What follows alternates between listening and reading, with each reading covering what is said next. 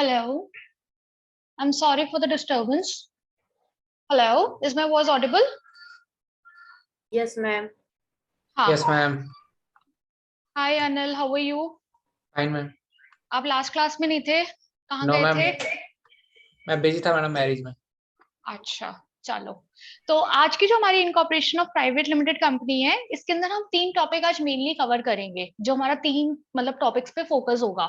एक तरीके से जो प्राइवेट लिमिटेड कंपनी जब भी आप इनकॉर्पोरेट करेंगे तो ये स्टार्टिंग के मेजर स्टेप्स होते हैं, तो ये आपको बहुत ध्यान से करने पड़ते हैं। ठीक है, तो पहला होगा आपका नेम सर्च, कि उस कंपनी का नाम, जैसे हम कोई भी अगर कंपनी का नाम अप्लाई कर रहे हैं तो वो नेम अवेलेबल भी है या नहीं एमसीए पोर्टल पे।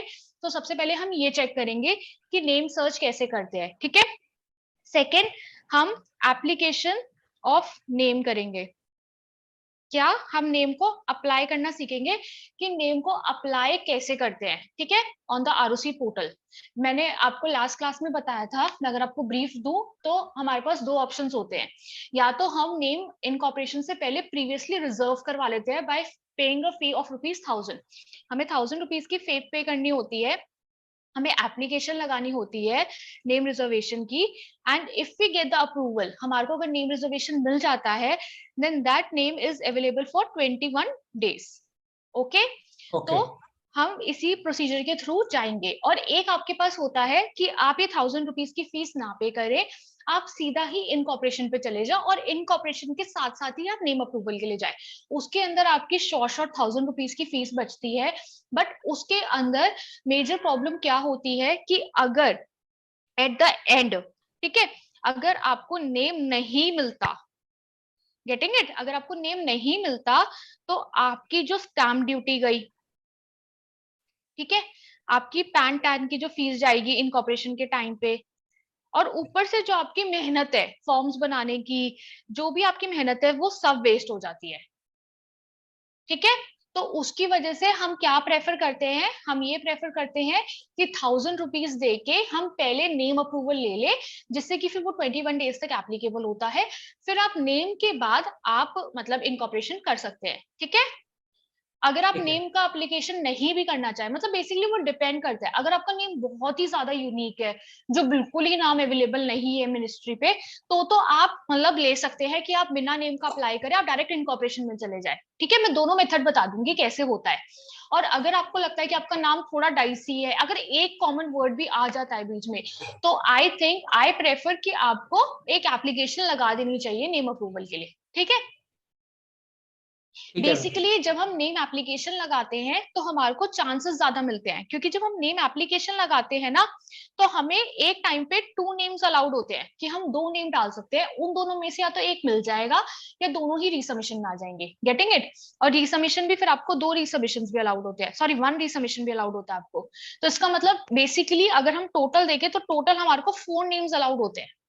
समझ गए, मतलब आपने जब पहले एप्लीकेशन लगाई, ₹1000 की पेमेंट करी, तब आप 2 नेम अप्लाई कर सकते हो कि इन दोनों में से कोई मिल जाए।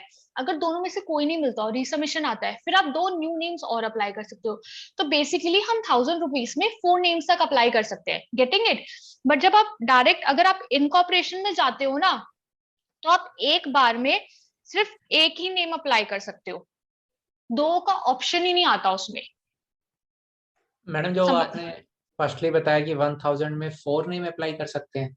हाँ, 4 मतलब मैंने आपको बताया ना, देखो 1000 की आपने पेमेंट करी, जब मैं आपको फर्स्टली एप्लीकेशन लगाना सिखाऊंगी ना अनिल, तो उसके अंदर एप्लीकेशन में आपके पास ऑप्शन होता है कि आप 2 नेम अप्लाई करते हो। ठीक है, मतलब आपको 2 ऑप्शन दिए जाते हैं, ऑप्शन 1 ऑप्शन 2, प्रायोरिटी वाइज आप डालते हो कि आपकी प्रायोरिटी कौन सी है। ठीक है, अब मैंने लगाई जैसे एप्लीकेशन में 2 नेम लगा दिए, गेटिंग इट, और फिर अगर वहां से अप्रूवल आ जाए तो वेल एंड गुड, हमारा नेम ही अप्रूव हो गया, हमारा काम ही हो गया सॉर्ट आउट। अगर नहीं आया तो फिर आपको क्या आता है, रीसबमिशन आता है, रीसबमिशन अलाउड होता है आपको। जैसे ही रीसबमिशन आए तो रीसबमिशन के लिए भी आप सेम ही फॉर्म भरोगे, तो 2 नेम आप तब भी डाल सकते हो। गेटिंग इट, है ना। तो एक तरीके से आप ₹1000 में 4 नेम डाल पा रहे हो ना, अगर हम क्रक्स निकाले तो, ठीक है ना। तो इसकी वजह से आपको थोड़ी अपॉर्चुनिटी ज्यादा मिलती है नेम रिजर्वेशन की, तो हम नेम रिजर्वेशन जाते हैं। तो हम सबसे पहले नेम सर्च करना सीखेंगे, फिर हम नेम रिजर्वेशन करना सीखेंगे कि आपको नेम अप्लाई कैसे करते हैं, मतलब आप कैसे एप्लीकेशन फाइल करते हैं रन के थ्रू, और थर्ड हम सीखेंगे ड्राफ्ट्स बनाना। ड्राफ्ट्स वाले बनाना सीखेंगे, एमओए एओए आज नहीं सीखेंगे, एमओए हम नेक्स्ट क्लास में सीखेंगे, उसके अंदर हम प्रॉपर फॉर्म्स बनाना सीखेंगे, क्योंकि इलेक्ट्रॉनिक फॉर्म्स बनते हैं जो मेमोरेंडम और आर्टिकल्स बनते हैं। यहाँ पे हम ड्राफ्ट्स बनाना सीखेंगे, DIR2 और स्पेसिमेन सिग्नेचर कार्ड। अगर आपने मेरी लास्ट क्लास देखी हो तो मैंने लास्ट क्लास में बताया था कि ये एक तरीके से वर्ड फाइल्स बनती है जो आपको अपने क्लाइंट के पास भेजनी होती है, वो क्लाइंट आपको साइन करके देगा, फिर वो एज एन अटैचमेंट लगती है फॉर्म में। ठीक है, तो आज हम ये वर्ड फाइल्स बनाना सीखेंगे। समझ आ रहा है? हाँ जी, हाँ जी मैडम। ठीक है। तो आज के हमारे मेजर 3 ये टॉपिक होंगे। अब जब हम नेम सर्च करेंगे तो हम क्या क्या ध्यान रखेंगे, कोई बताएगा मुझे? एनीवन कोई बताना चाहेगा? अगर हम नेम सर्च करेंगे तो आप क्या क्या ध्यान रखोगे? नेम सर्च सिर्फ एमसीए पे ध्यान रखना जाता है या फिर ट्रेडमार्क पे भी ध्यान रखा जाता है? हाँ जी, दोनों पे मैम। दोनों पे। ट्रेडमार्क के लिए कब से ऑप्शन आया है कि ट्रेडमार्क को भी आपको चेक करना पड़ता है? ये कब अभी से रिसेंट, ये अभी जो मेजर इम्पैक्ट आया ना ट्रेडमार्क का, ये अभी रिसेंट आया है। अगर आप देखोगे ना लास्ट 1 ईयर से ही ये जो ऑब्जेक्शंस लगा रहे हैं, ट्रेडमार्क के ऑब्जेक्शंस अब लगा रहे हैं। ठीक है, अब ट्रेडमार्क में ना मैं आपको प्रैक्टिकली बताऊं तो ट्रेडमार्क में ना एक प्रॉब्लम आती है। बताऊं क्या? मैंने आपको बताया है, मतलब ट्रेडमार्क की क्लास में बताया था, मैं आपको यहाँ पे बता देती हूँ बेसिक इंट्रोडक्शन। ट्रेडमार्क में 45 क्लासेस होती है, ये आपको पता है? ठीक है, हाँ जी 1 to 35 is for service and 36 to 45 is for goods, right? ठीक है। Sorry, 1 to 35 is for goods and 36 to 45 is for service. ठीक है, जैसे कि मैंने बताया था कि क्लास 5 is for medicines. ठीक है, for example, just an example, हम एक कंपनी बनाने के लिए हमारे पास आई है, वो मेडिसिन का काम करेंगी, दे विल मैन्युफैक्चर मेडिसिन। ठीक है, अब आप क्या सर्च करोगे? अब आप नेम ऑफ कंपनी तो कंपनी के नेम में सर्च कर लोगे, मतलब एमसी के पोर्टल पे सर्च करोगे जनरली कि कोई भी कंपनी इस नाम से है या नहीं। Getting it? अब हमारे को ये आता है कि जो नाम है वो हम ट्रेडमार्क में, वैसे तो प्रैक्टिकली अगर देखा जाए तो हमें क्लास 5 में ही सर्च करना चाहिए, क्योंकि हमारे जो गुड्स हैं वो क्लास 5 से मिल रहे हैं, है ना? बट मिनिस्ट्री क्या करती है, मिनिस्ट्री कभी कभी ऑब्जेक्शन दूसरी क्लासेस के भी दे देती है, और क्लास 45 क्लासेस में एक नाम को सर्च करना इज इम्पॉसिबल। तो हम क्या करते हैं, हम ये करते हैं, जो मेन क्लास होती है ना, इसको तो हम अच्छे से सर्च कर लेते हैं। ठीक है, अगर उसमें नहीं होता और अगर एमसीए पे भी नाम नहीं होता, then we apply for the name. ठीक है, और अगर उनका रिसबमिशन आ जाता है गलती से कि आपने दूसरी क्लास में है रजिस्टर्ड इस वर्ड से, तो फिर हम क्या करते हैं, मैंने आपको पहले बताया, फिर हम रिप्लाई फाइल करते हैं।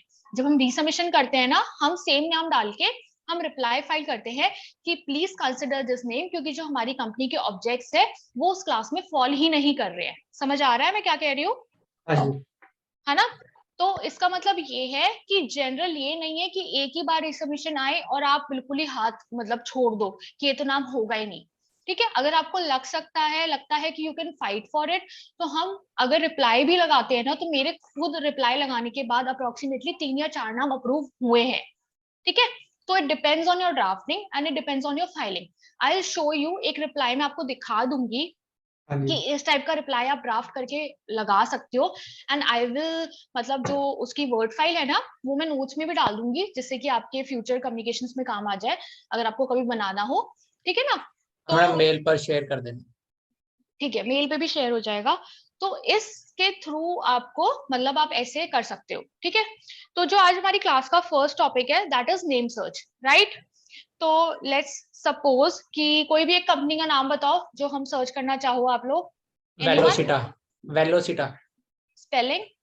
VELOCITA। VELOCITA। ठीक है, हाँ जी हाँ जी। तो ठीक है, हम लगते हैं वेलोसिटा फार्मास्यूटिकल्स प्राइवेट लिमिटेड। ठीक है।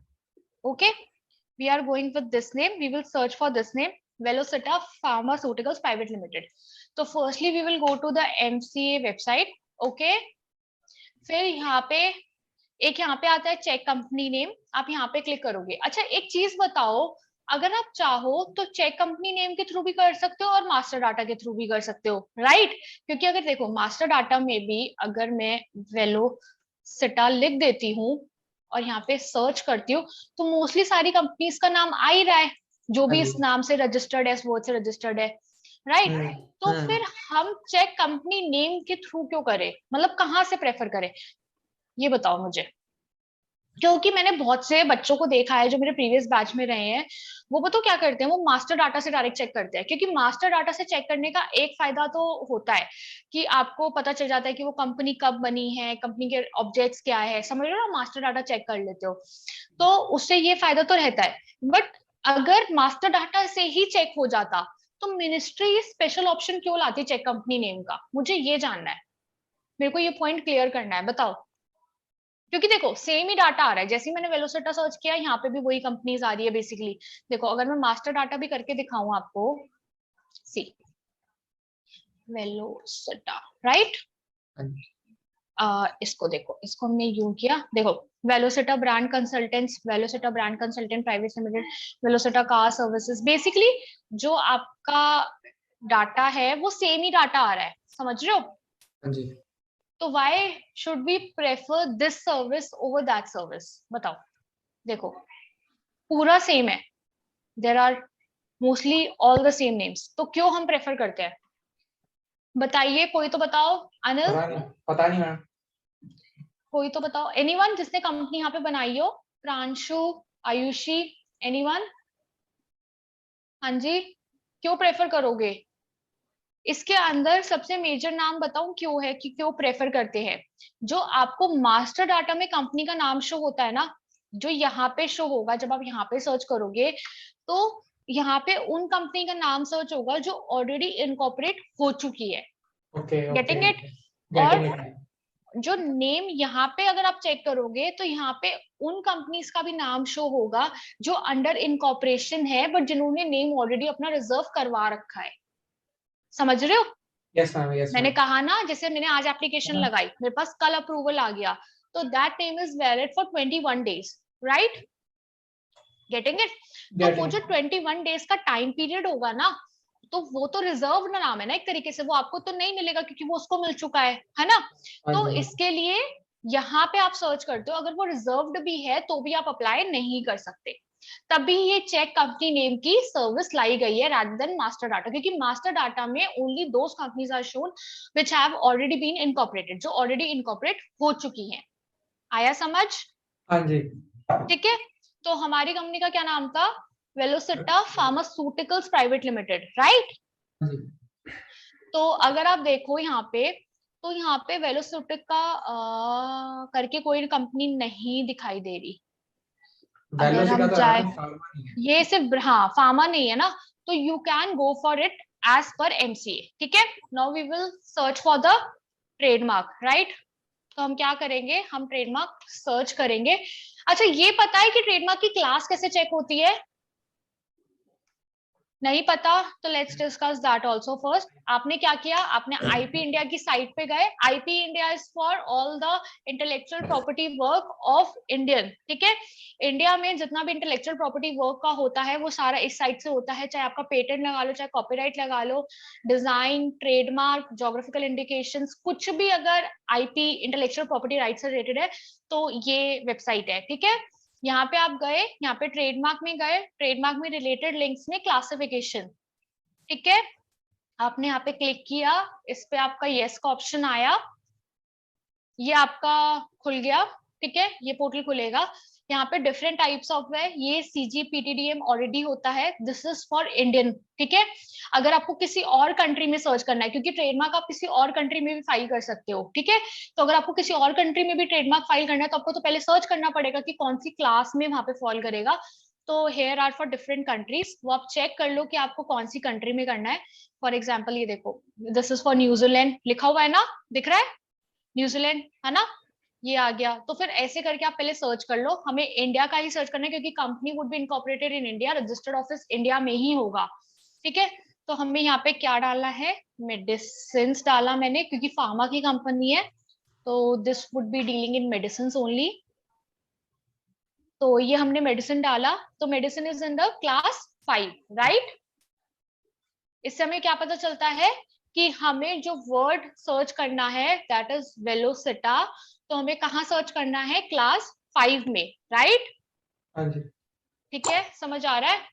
तो ये फिर हम ट्रेडमार्क सर्च पे गए, ये रहा आईपी इंडिया का पब्लिक सर्च, हमने इस पे क्लिक किया, the site is slow, let's wait.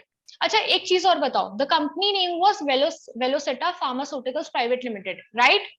हाँ जी। तो अब ये बताओ, when you will search for the trademark, जब आप ट्रेडमार्क सर्च करोगे तो आप वेलोसिटा फार्मास्यूटिकल करोगे या वेलोसिटा नॉर्मल वर्ड करोगे? What you will search? हाँ जी, Velocita pharma. Velocita pharma, sure? हाँ जी मैम। पक्का? हाँ जी हाँ जी। और कोई, किसी और को आंसर देना है? Anyone, any other guesses? Ayushi, Pranshu, any other guesses? हाँ जी, किसी को गैस करना है? अगर आप ऑफिस में हैं एंड यू कैन टॉक, तो you can message me, there is an option of chat also, तो यू कैन मैसेज मी, ठीक है? मैडम सोनू हाथ खड़ा कर रहा है सोनू हाथ खड़ा कर रहा है, आई डोंट नो, उसका आई थिंक स्क्रीन हाथ खड़ा ही रह गया। स्क्रीन पर दिख रहा है हम। अच्छा सोनू, आपको कुछ बोलना है? आपका हाथ खड़ा है, फिर मैंने लोअर हैंड कर दिया, आई गेस उससे गलत, हाँ आई गेस उससे गलती से हो गया है। समझ में आ रहा है, ठीक है मैम, बहुत अच्छा लगा। अच्छा ठीक। ये साइट थोड़ी स्लो है, हमारी गवर्नमेंट की साइट है ना, आप उससे ज्यादा कुछ एक्सपेक्ट नहीं कर सकते हो कि ज्यादा फास्ट चलेगी। अच्छा वेलोसिटी हम कुछ डिसाइड कर रहे थे, कुछ डिस्कस कर रहे थे, फार्मा के साथ या फिर Velocita only word, what you will search? आपका क्या था अनिल टेक, कि आप वेलोसिटा फार्मा सर्च करोगे, राइट? हाँ जी हाँ जी फार्मास्यूटिकल, हाँ जी। बट क्यों, व्हाई? मैडम वेलोसिटा नेम से तो ऑलरेडी काफी है, वेलोसिटा के साथ उन्होंने डिजिटल वगैरह वगैरह काफी कुछ है, इंफॉर्मेशन टेक्नोलॉजी आईटी। हम्म, तो वेलोसिटा फार्मा नहीं है कहीं पे, तो मुझे फार्मा अच्छा ही चाहिए। कंपनी के नेम में आप कह रहे हो, एमसीए के डाटा पे आप ये कह हाँ रहे हो जी यहाँ हाँ पे? जी हाँ जी हाँ जी। तो मैंने आपको अंदर स्टार्टिंग में ही एक बात बोली थी, देखो यही क्वेश्चंस होते हैं, यही इंपॉर्टेंट चीजें होती है। अगर हम क्लास वाइज सर्च करेंगे तो हमने, इन्होंने जो किया होगा वेलोसिटा ब्रांड कंसल्टेंट्स, तो इनके नाम से कुछ पता चल रहा है कि कुछ कंसल्टेंसी में जाते होंगे, हाँ राइट? जी हाँ तो जी। इसकी क्लास अलग होगी ट्रेडमार्क की, तो इन्होंने उस क्लास में सर्च किया होगा, गेटिंग ओके इट? और ओके। मैंने अभी अभी एक बात बोली है जो आपको ध्यान रखनी है, कि दिस ट्रेडमार्क सर्च थिंग, जो ये मेजर इम्पैक्ट आया है कंपनी इनकॉर्पोरेशन पे, ये लास्ट 1 ईयर से आया है, राइट? ठीक समझ है रहे हो? मैम। हाँ तो जी कंपनी की आप इनकॉर्पोरेशन डेट देखो, इनकॉर्पोरेशन डेट बहुत पुरानी है, तो उस टाइम पे तो ट्रेडमार्क वाला सीन था ही नहीं ना, तो ये तो हाँ जी। ट्रेडमार्क सर्च ही नहीं करते होंगे, हम्म। Getting it? और वेलोसिटा राइट मैम। फार्मास्यूटिकल आप सर्च इसलिए नहीं करोगे, आप सिर्फ वेलोसिटा सर्च करोगे, क्योंकि जो आपकी कंपनी का मेजर नेम है ना, जो बिल्कुल, मतलब एक देखो, pharmaceutical is a common word, अगर कोई भी कंपनी मेडिसिन वाली बना रहा होगा तो वो जनरल है कि वो फार्मास्यूटिकल वर्ड या मेडिसिन वर्ड या फिर कुछ इस टाइप का वर्ड, आयुर्वेदिक, कुछ इस टाइप का वर्ड अपने कंपनी के नाम में डालेगा ही डालेगा, गेटिंग इट? तो हाँ जी। आप उसको सर्च नहीं कर सकते हो क्योंकि वो एक कॉमन वर्ड है, और कॉमन ओके वर्ड पे किसी का भी मोनोपोली राइट नहीं हो सकता, गेटिंग इट मैम। ठीक है? और जो मिनिस्ट्री भी है, इवन ट्रेडमार्क अथॉरिटी की बात करें चाहे हम मिनिस्ट्री की बात करें, वो फार्मास्यूटिकल वर्ड पे ऑब्जेक्शन नहीं लगा सकती है, क्योंकि वो एक कॉमन डिक्शनरी वर्ड है जिसके ऊपर हर किसी पर्सन का राइट है। मैंने अभी लास्ट मेरी जो ट्रेडमार्क की क्लास थी, माय फर्स्ट ट्रेडमार्क क्लास, मैंने वहां पे एक एग्जांपल दिया था। इंडियन, अभी हम इंडिया में रहते हैं, राइट? हाँ जी। करंटली इंडियन पॉपुलेशन कितनी होगी अनिल, कुछ बताओगे? Approximately, just a rough figure. 150 crore होगी। 150 करोड़? 150 करोड़ लोगों में से अगर सबने एक एक एप्लीकेशन लगाई और अगर सबको डिक्शनरी वर्ड तक का मोनोपोली राइट दे दिया जाए, तो वो कोई वर्ड बचेगा? कोई नहीं बचेगा।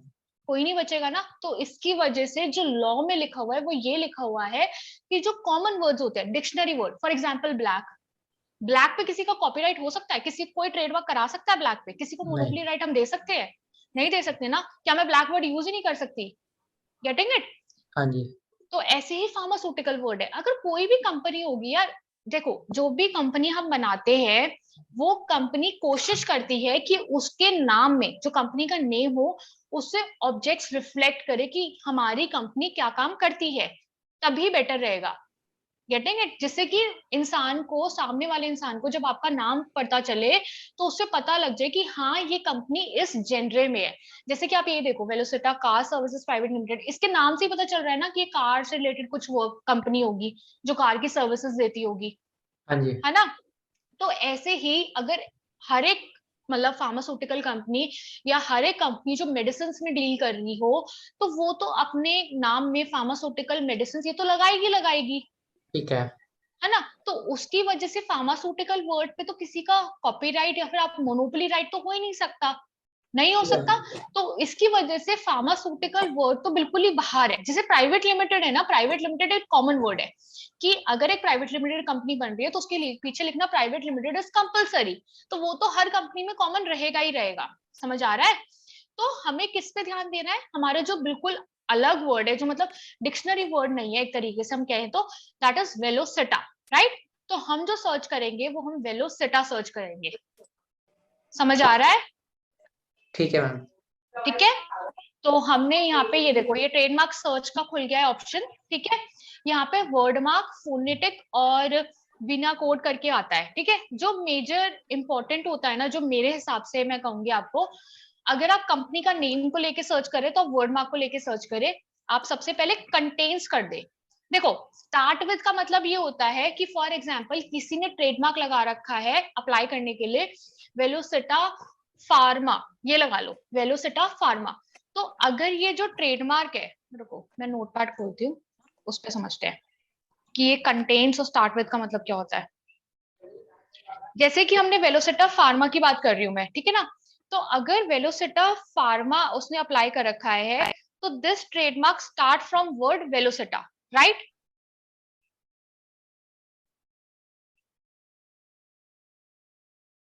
This word start from Velocita, ठीक है ना। तो इसकी वजह से जब आप सर्च करोगे स्टार्ट विद में, है ना, तो ये शो होगा। अगर ट्रेडमार्क वेलोसिटा वर्ड से स्टार्ट हो रहा है और फिर अप्लाई किया गया है तो स्टार्ट विद में शो होगा, ठीक है। फिर आता है सेकंड कंटेन। अगर जैसे लिखा हुआ है फार्मा वेलोसिटा, कुछ भी आगे मेडिसिन, कुछ भी लगा लो आगे, ठीक है। तो अगर कहीं भी पूरे वर्ड मार्क में, मतलब पूरा जो ट्रेडमार्क का वर्ड अप्लाई किया गया है, अगर उसमें कहीं भी वर्ड वेलोसिटा होगा तो वो शो करेगा कंटेन्स में, ठीक है। और थर्ड ऑप्शन है फार्मा वेलोसिटा। तो ये वर्ड एंड वेलोसिटा से हो रहा है तो ये शो करेगा एंड में। जैसे कि मैंने आपको बताया था, यहाँ पे तीन ऑप्शंस आते हैं, स्टार्ट विद, कंटेन्स और एक मैच विद। मैच विद में मतलब ये है कि ना ये शो होगा, ना ये शो होगा, ना ये शो होगा। अगर सिर्फ किसी ने वेलोसिटा वर्ड अप्लाई कर रखा होगा तब शो होगा। गेटिंग इट, मतलब जो आप स्पेलिंग सर्च कर रहे हो, अगर वो बिल्कुल सिमिलर स्पेलिंग किसी ने अप्लाई कर रखी होगी तभी सर्च होगा। अगर उसके आगे एक एक्स्ट्रा ए भी लगा दिया होगा तो भी नहीं आएगा मैच विद में। अगर एक वर्ड कम भी होगा तो भी नहीं आएगा। चाहे अगर कोई एक वर्ड ऐड होगा या कम होगा, मतलब नहीं आएगा। अगर बिल्कुल सेम स्पेलिंग होगी तभी शो होगा। समझ आ रहा है। हाँ जी, ठीक है। तो हम हमेशा प्रेफर करेंगे कि कंटेन्स विद में जाए, क्योंकि कंटेन्स विद में बेसिकली स्टार्ट विद और एंड विद दोनों ही आ जाता है। क्योंकि अगर कंटेन्स हम सर्च करते हैं तो अगर वेलोसिटा वर्ड कहीं भी पूरे वर्ड मार्क में होगा तो वो वहां पे शो करेगा। तो वी ऑलवेज प्रेफर, जब हम ट्रेडमार्क सर्च करते हैं तो हम कंटेन्स यहाँ पे लिखते हैं, ठीक है। Then we will write it यहाँ पे Velocita class 5 and we will search here, ठीक है। यहाँ पे ये हमने सर्च डाला, the website is still not working, let's wait. समझ आ रहा है। I think someone joined, some new person joined, that was Nidhi Goyal. I don't know where she has gone now. I guess network issue.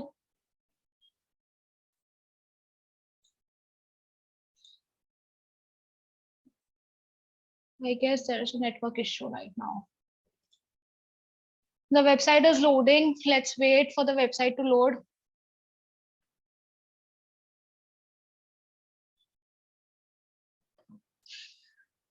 समझ आ रहा है यार, बोलो कुछ तो बोलो, कोई तो बोलो। हाँ मैम, मैं Yes, बहुत ma'am. हाँ जी, हाँ जी मैडम, समझ आ रहा है। अच्छा, सब आ गए। मेरे को लगा सारे सो गए। कोई सो तो नहीं रहा ना क्लास में। नहीं मैम।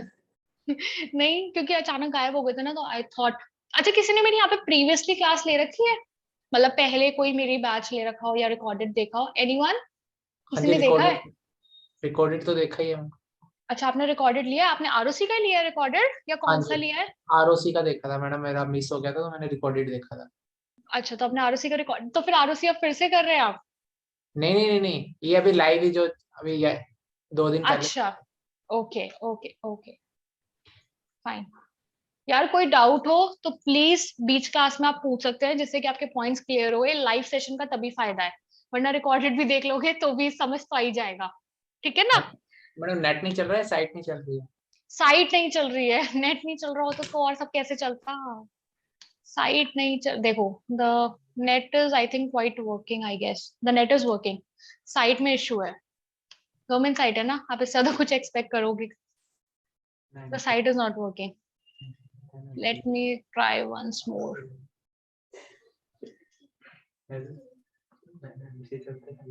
काम कहाँ करें? ऐसे करता हूँ मैं इसे।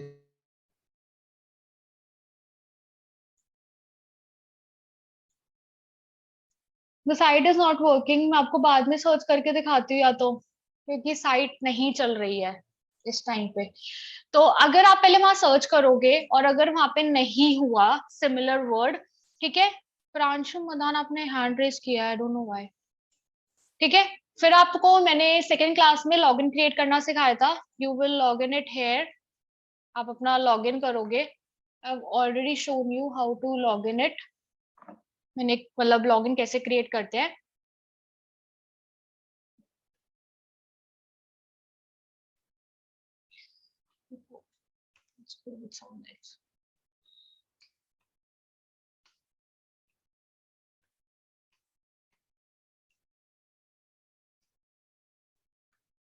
ये हमने इससे लॉगिन किया, ठीक है?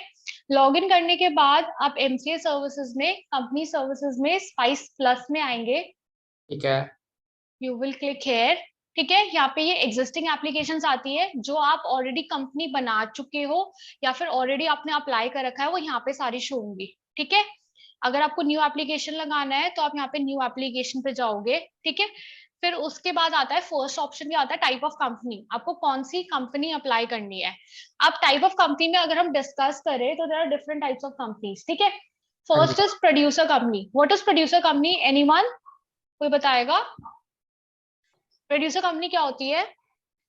Producer company is a company जो कि आपको मतलब कुछ ऑब्जेक्ट्स बता रखे हैं कंपनीज एक्ट में, एक रूल में। उस रूल के अंदर अगर आप कोई भी ऑब्जेक्ट कर रहे हो, ये बेसिकली ना फार्मर्स को रिलेटेड होती है, कि अगर मिल्किंग हो गया, अगर आप कोई भी फार्मर प्रोडक्ट बेच रहे हो या फिर आप खेती बाड़ी कर रहे हो, उसके लिए कंपनी बना रहे हो, अगर कोई भी ऐसा ऑब्जेक्ट है जो उस रूल में लिखा हुआ है, तो वो प्रोड्यूसर कंपनी के अंडर फॉर्म होगी। और प्रोड्यूसर कंपनी का एक अलग प्रोसीजर होता है। The procedure is totally different. वो एक नॉर्मल प्राइवेट लिमिटेड कंपनी की तरह नहीं बनती है। ठीक है, then the second is unlimited company. Unlimited company का मतलब क्या होता है? हाँ जी, कोई? एनीवन? लाइबिलिटी अनलिमिटेड रहती है उनकी। हाँ जी, लाइबिलिटी कंपनी की अनलिमिटेड रहती है। अनलिमिटेड लाइबिलिटी का मतलब क्या होता है, अगर मैं ब्रीफ इंट्रोडक्शन दूं तो, कि अगर हमारी कंपनी कभी भी बाद में बंद होने की कगार पे आती है, लॉसेस में जाती है, तो अगर कोई और नॉर्मल कंपनी होती है, जैसे प्राइवेट लिमिटेड कंपनी या कोई भी कंपनी होती है, तो उसकी लाइबिलिटी लिमिटेड रहती है उस तक। तो हम क्या कहते हैं कि कंपनी एक अलग इंसान है, मतलब एक अलग कॉर्पोरेट आइडेंटिटी है, और जो उसके डायरेक्टर्स या सब्सक्राइबर्स है वो अलग पर्सन है। बट अनलिमिटेड कंपनी में ये नहीं माना जाता। अनलिमिटेड कंपनी में ये माना जाता है कि अगर आपकी कंपनी कभी बंद होती है ड्यू टू द लॉसेस, तो जो लॉस सफर होगा, वो जो डायरेक्टर्स होंगे या सब्सक्राइबर्स होंगे, वो उनकी प्राइवेट प्रॉपर्टी को अटैच करके भी पे किया जाएगा। समझ आ रहा है? तो उसकी जो लाइबिलिटी होती है वो लिमिटेड नहीं होती कंपनी के, मतलब कंपनी तक। उसकी जो लाइबिलिटी होती है वो डायरेक्टर्स और सब्सक्राइबर्स तक चली जाती है। समझ आ रहा है? हाँ जी। ठीक है, हाँ जी। Next is private OPC. OPC is one person company. 1% company. ठीक है, ये आपको इनकॉर्पोरेशन आगे सिखाया जाएगा क्लासेस में। OPC is one person company. Basically इसके अंदर एक ही पर्सन होता है।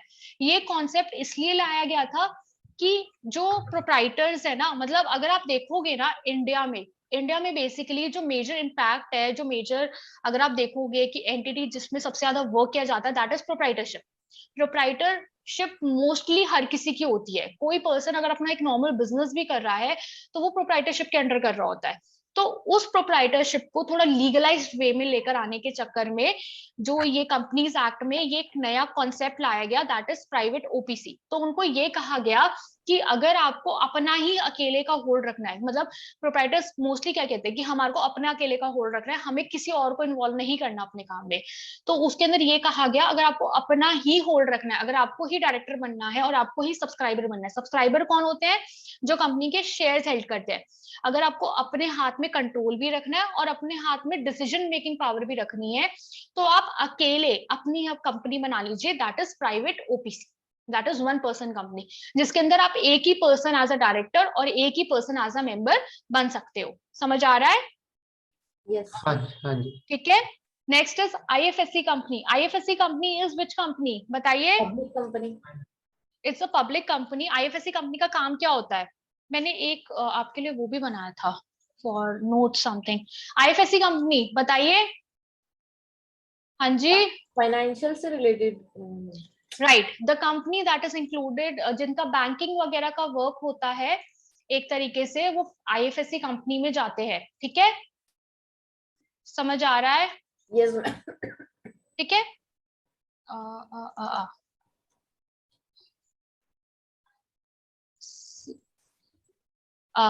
ये आपको मैं आपको भी पढ़ाती हूँ। ठीक है, तो IFSC company are those company जो बैंकिंग से रिलेटेड काम करती है, फाइनेंशियल सर्विसेज से रिलेटेड काम करती है। ठीक है, फाइनेंशियल सर्विसेज में आपकी बैंकिंग आती है, फाइनेंशियल सर्विसेज में आपकी लोन प्रोवाइडिंग आती है, ये सब आपकी जो आती है ये आईएफएससी कंपनीज में आती है। ठीक है, नेक्स्ट है section 8 company. Section 8 company is NPO. NPO non ठीक प्रॉफिट। है, non profit organisation, basically foundation या कुछ भी चैरिटेबल थिंग, मतलब जो आप काम कर रहे हो वो किसी की चैरिटी के लिए कर रहे हो, जिसके अंदर आपकी कंपनी का प्रॉफिट मेकिंग का मोटिव बिल्कुल भी नहीं है। आप उस कंपनी से एक पैसा बाहर नहीं निकाल सकते हो, सिर्फ आप डायरेक्टर्स को सैलरी दे सकते हो क्योंकि वो वहां पे काम कर रहे हैं एज एन एम्प्लॉय। उसके अलावा आप प्रॉफिट को बाहर नहीं निकाल सकते, मतलब आप उसको डिविडेंड के थ्रू या फिर किसी के भी थ्रू डिस्ट्रीब्यूट नहीं कर सकते। जो भी प्रॉफिट होगा वो वापस उस कंपनी के काम में लगेगा। ठीक है, वो कंपनी चैरिटी के लिए होती है, उसका कोई प्रॉफिट मेकिंग मोटिव नहीं होता। समझ आ गया? तो दैट इज सेक्शन 8 कंपनी। जैसे कि ट्रस्ट वगैरह बनते हैं वैसे ही सेक्शन 8 कंपनी बनती है। समझ आ गया? Yes. Next is Nidhi company. Nidhi company is basically a type of chit fund company. ठीक है ना, चिट फंड का मतलब पता है किसी को? कोई समझाएगा चिट फंड की क्या वर्किंग होती है? हाँ जी, बोलो। नहीं पता मैं। चिट फंड किसी को नहीं पता? What is chit fund company? Just like छोटे छोटे अमाउंट को कलेक्ट करना, फिर उसको मतलब इन्वेस्ट करना। अच्छा ठीक है, अब जैसे मैं ये छोटे छोटे अमाउंट को लेकर आ रही हूँ, देखो जैसे मैं निधि कंपनी का आया तो वो पब्लिक कंपनी का आ जाता है, तो ये पब्लिक कंपनी पे क्यों आ रहा है? प्राइवेट क्यों नहीं बन सकती निधि कंपनी? क्योंकि हम प्राइवेट कंपनी इनकॉर्पोरेशन सीख रहे हैं, तो हमें ये भी तो पता होना चाहिए ना कि कौन कौन सी कंपनी प्राइवेट कंपनी बन सकती है और कौन कौन सी नहीं बन सकती, राइट?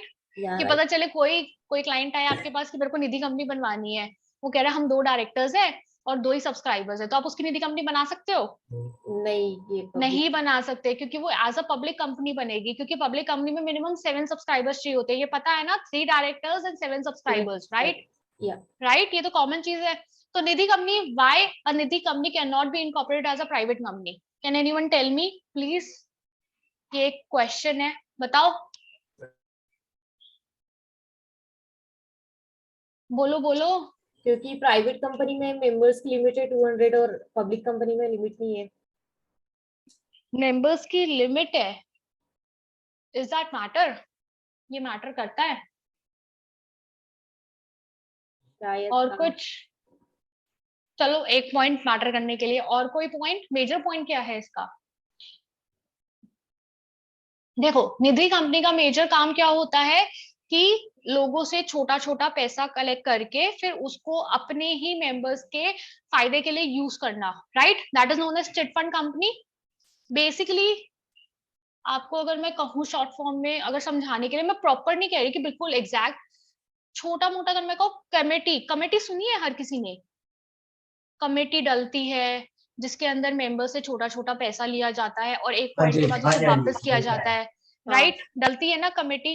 हाँ जी, तो कमेटी टाइप का ही ये होता है निधि कंपनी में, ठीक है? और प्राइवेट कंपनी जब बनती है ना, जब हम उसके आर्टिकल्स प्रिपेयर करेंगे तो आर्टिकल्स में हमारे को एक मेजर पॉइंट ऐड करना पड़ता है। वो क्या होता है कि प्राइवेट कंपनी एक वो कंपनी होती है, ये डेफिनेशन में लिखा हुआ है, मैं आपको डेफिनेशन पढ़ा दूंगी। प्राइवेट कंपनी एक वो कंपनी होती है जो बाहर के लोगों से पैसा एक्सेप्ट नहीं कर सकती, समझ रहे हो? और अगर वो एक्सेप्ट करती है, मतलब बाहर के लोगों से तो कर ही नहीं सकती, फर्स्ट ऑफ ऑल। अगर वो करती है तो वो डिपॉजिट कंसिडर होता है, ठीक है? और वो कर सकती है तो सिर्फ अपने मेंबर से कर सकती है, या उनके दोस्तों वगैरह से कर सकती है, या डायरेक्टर से कर सकती है, और वो भी as a loan. Getting it? तो निधि कंपनी का तो मेजर काम ही होगा पैसा लेना, और प्राइवेट कंपनी की जो रिस्ट्रिक्शन है वो निधि कंपनी के साथ जाएगी ही नहीं। तभी Nidhi company as a public company ही इनकॉर्पोरेट होती है। समझ आ रहा है? समझ आया पॉइंट कि why Nidhi company is always incorporated as a public company? हाँ जी, यस मैम। हाँ समझ आया। Yes ma'am. ठीक है। फिर निधि कंपनी के बाद आता है next is new company others. New company others basically कोई भी अलग कंपनी, फॉर एग्जांपल जो हम अभी कंपनी बनवाएंगे फार्मास्यूटिकल वाली, जो हम कंपनी बनाने की मतलब हम अभी सीखेंगे, वो न्यू कंपनी अदर्स में ही जाएगा। क्योंकि इसके अंदर अगर हमने ऊपर के जितने भी ऑप्शंस देखे तो यहाँ पे नॉर्मल प्राइवेट कंपनी का ऑप्शन आया ही नहीं। समझ रहे हो? अगर देखो, जो मेरी कंपनी थी वेलोसिटा फार्मास्यूटिकल्स प्राइवेट लिमिटेड, राइट, वो प्रोड्यूसर कंपनी में फॉलो हो रही है? नहीं हो रही। अनलिमिटेड कंपनी में हो रही है? नहीं हो रही, क्योंकि हमारे को लिमिटेड लाइबिलिटी रखनी है। ओपीसी में हो रही है? नहीं हो रही, क्योंकि हम नॉर्मल प्राइवेट कंपनी इनकॉर्पोरेट करेंगे with 2 directors and 2 subscribers, right? IFSC में, आईएफएससी में भी नहीं, क्योंकि हमारी कंपनी बैंकिंग का तो काम करेगी ही नहीं। सेक्शन 8 में भी नहीं, क्योंकि वो एनपीओ नहीं है। निधि कंपनी भी नहीं है, तो वो कहाँ जाएगी? न्यू कंपनी अदर्स में जाएगी। समझ आ रहा है? ठीक है मैम। ठीक है ना? और part 1 section 8 company, part 1 section 8 company का मतलब क्या होता है? सेक्शन 8 ऊपर भी है, सेक्शन 8 नीचे भी है, दोनों में डिफरेंस क्या है? What is the difference? जी बोलो। नहीं पता ma'am. Part 1 section 8 company means when you are converting any company. Okay, okay, समझ आ रहा है? व्हेन ठीक यू है are ma'am. Converting any company and, तो आप पार्ट 1 सेक्शन 8 कंपनी में जाते हो, ठीक है? ठीक, ठीक है मैम। ऐसे ही पार्ट 1 LLP 2 कंपनी मीन्स जब आप LLP से कंपनी में कन्वर्ट कर रहे हो, तब आप नेम रिजर्व कर रहे हो नई कंपनी के लिए, तो आप ये ऑप्शन सेलेक्ट करोगे, राइट? ठीक है मैम। फिर आता है पार्ट 1 फर्म 2 कंपनी। फर्म मतलब, अच्छा, LLP और फर्म में डिफरेंस क्या है? ये कौन सी फर्म की बात कर रहा है? बोलो बोलो। आयुषी, अनिल, नो मैम, पता नहीं है। Anyone else? कोई और ट्राई करना चाहेगा? Part 1 firm 2 company, which firm it is it talking about? Partnership form या इंडिविजुअल? हाँ राइट, पार्टनरशिप फर्म और प्रोप्राइटरशिप फर्म। आप ये बताओ, पार्टनरशिप और प्रोप्राइटरशिप फर्म को कंपनी में कन्वर्ट करने की क्या जरूरत है? ऐसा क्यों करते होंगे लोग? मतलब वो नॉर्मली कंपनी भी तो इनकॉर्पोरेट कर सकते हो, फिर उसमें काम स्टार्ट कर सकते हैं। Why they consider of converting a firm to company? कोई बताएगा? हाँ जी बोलो, बोलो यार, ऐसे मत चुप रहो। हाँ जी, Anil, Jyoti, anyone else who want to answer? या किसी को नहीं पता? Anyone knows? मेरे पास एक आया, मैम नहीं पता। ठीक है, मेरे को पता चल गया आपको नहीं पता। और कोई ट्राई करना चाहेगा? Anyone? Ayushi, you want to try? Why they think of converting a firm to company? हाँ जी बोलो। जब मतलब अगर बड़ी करना है तो फिर कंपनी में कन्वर्ट करेंगे जब। नहीं ठीक है, कंपनी में कन्वर्ट करेंगे, मैं समझ आ रहा है, बट ऐसा भी तो हो सकता है ना कि वो न्यू कंपनी इनकॉर्पोरेट कर ले और उसमें काम स्टार्ट कर दे। Why they should like take so much of thing, मतलब जीरो से इतना? स्टार्ट होगा ना उनका business. Right, major impact is, क्योंकि अगर वो स्टार्ट करेंगे तो वो जीरो से स्टार्ट करेंगे, और उससे जो मतलब इम्पैक्ट पड़ता है वो एक तरीके से बैंकिंग पे इम्पैक्ट पड़ता है, समझ उनके रहे हो? क्योंकि जब आप फाइनेंशियल्स लोन पे के लिए इम्पैक्ट पड़ेगा। हाँ, क्योंकि जब आप लोन के लिए अप्लाई करोगे तो वो प्रीवियस आइडियाज वगैरह मांगते हैं, ठीक है ना? और आपकी जो न्यू कंपनी होगी उसके फाइनेंशियल अचानक इतने स्ट्रांग नहीं हो जाएंगे। और साथ में लोग इसलिए भी प्रेफर करते हैं कि कभी कभी ऐसा होता है कि जो फर्म होती है ना उसमें उन्होंने इतना काम कर लिया होता है कि उनकी इतनी गुडविल बन चुकी होती है जिसको वो छोड़ नहीं सकते, समझ रहे हो?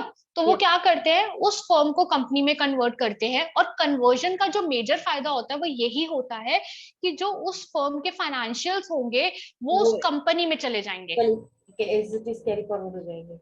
एज इट इज नहीं, एक तरीके से पूरी वैल्यूएशन वगैरह होती है, उसका पूरा प्रोसीजर होता है, इतनी आसानी से कन्वर्जन नहीं होता। Conversion is a long and time taking process, ठीक है, इट्स अ कॉम्प्लेक्स प्रोसेस, ये भी मैं कहूंगी।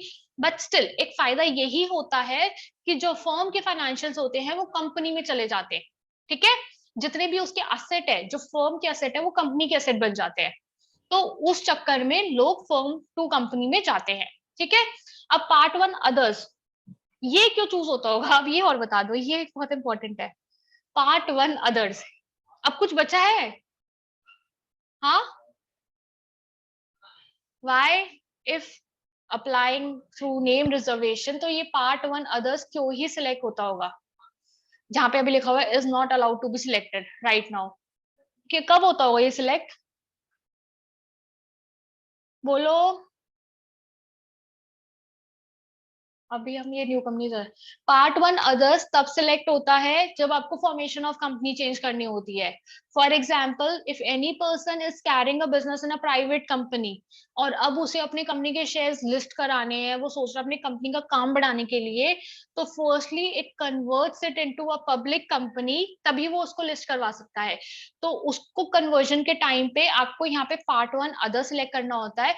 बट यहाँ से डायरेक्ट आप नेम रिजर्व नहीं कर सकते, उसके अंदर पहले आपको रन के थ्रू नेम रिजर्व करना होता है, वो एक अलग मतलब प्रोसीजर होता है, that would be studied in advance, ठीक है।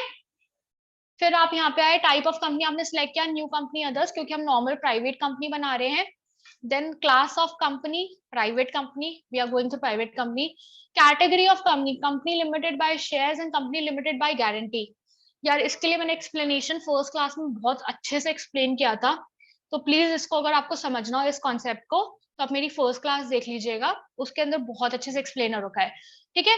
हम यहाँ पे शेयर कैपिटल वाली कंपनी बना रहे हैं, तो we will select company limited by shares, ठीक है। देन इट इज अ सब कैटेगरी, सब कैटेगरी में there are different types of category, कौन सी सिलेक्ट होगी, union government, state government, non government, subsidiary and guarantee and association, कोई बताएगा कौन सी सिलेक्ट होगी?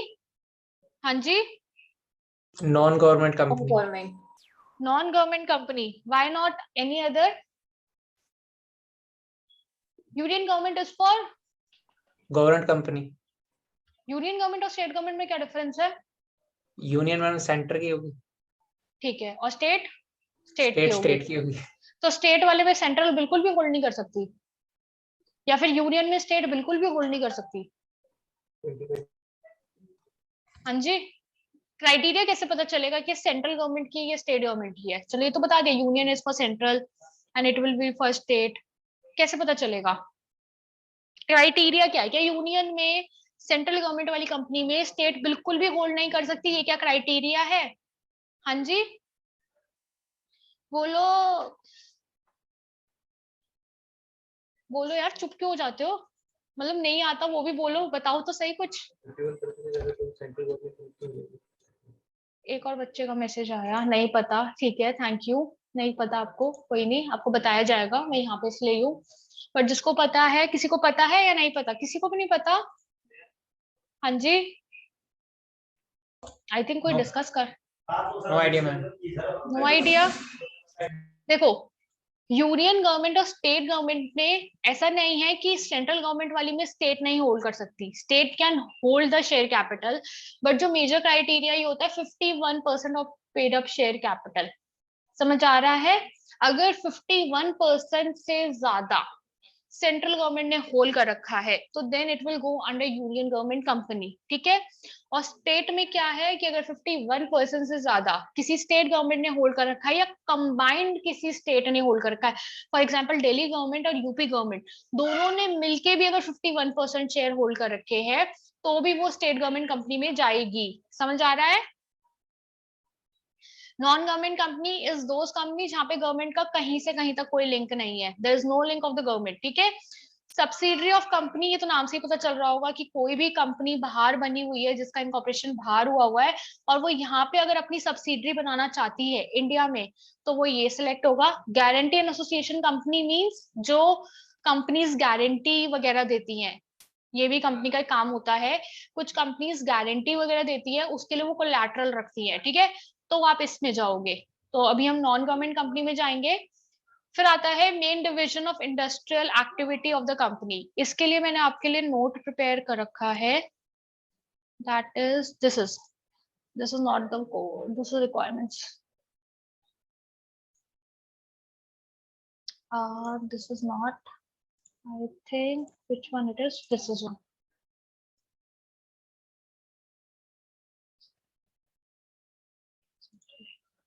ठीक है, ये आ गया आपका मेन डिवीजन कोड, ये आपको मिल जाएगी वर्ड फाइल नोट्स में।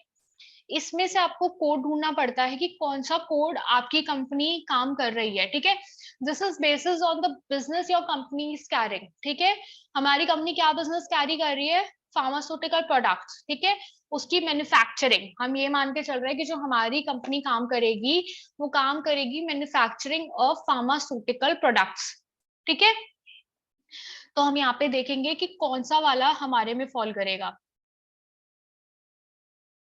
Tobacco, food products, textile, leather, food products, दिख रहा है किसी को कौन से वाले में जाएगा? एनीवन? इसमें जाएगा? मैं मार्क करती जा रही हूँ जो मेरे को लग रहे हैं, फिर आपको लोगों को बताना है कि किस में जाएगा फाइनल।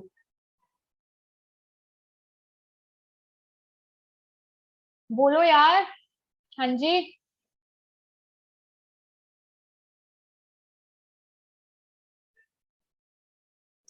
हेल्थ केयर में भी जा सकता है हमें।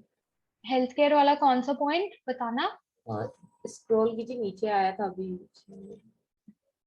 इसमें हेल्थ सोशल वर्क नहीं नहीं नहीं, हाँ ये तो सोशल वर्क पड़ा है। नहीं आएगा इसमें, ठीक है। दिस इज बेसिकली जो उसके नीचे वाले हैं ना 75 to 99, ये हाँ सारे ना उसमें जाते हैं जो सेक्शन 8 कंपनी वाले होते हैं ना, ये ओके। मोस्टली उसी में जाते हैं, mostly, I am just saying mostly, ठीक है। और कौन सी जा सकती है बताओ? मेरे को ये दिखा है मैन्युफैक्चरिंग का ही मैन्युफैक्चरिंग का इससे ऊपर का है ना, हाँ तो हम इसके बारे देखते हैं। Manufacturing of furniture, other transport, motor, medical, radio, electrical, accounting, office machinery and equipment, fabricated, basic material, other paper, plastic, chemical products नहीं, फूड, ड्रेसिंग, नहीं वो नहीं मेरे को लग रहा है फिर उसी में जाएगा, है ना, हाँ ठीक है ना, यही वाला मेडिकल प्री, है ना, तो हम इसी में जाते हैं।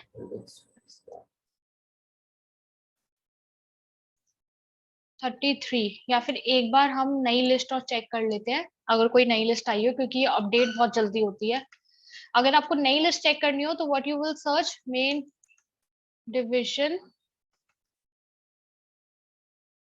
Industrial activity code of company, ये आपने सिलेक्ट किया, ठीक है।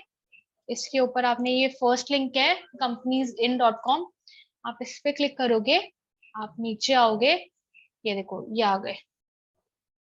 इसमें देख लेते हैं एक बार, शायद कोई नया आया हो, नहीं है इसमें भी, यही है मेडिकल वाला, है ना 33, बट ये 33 में भी नहीं जाएगा, क्यों नहीं जाएगा? एनीवन? हाँ जी,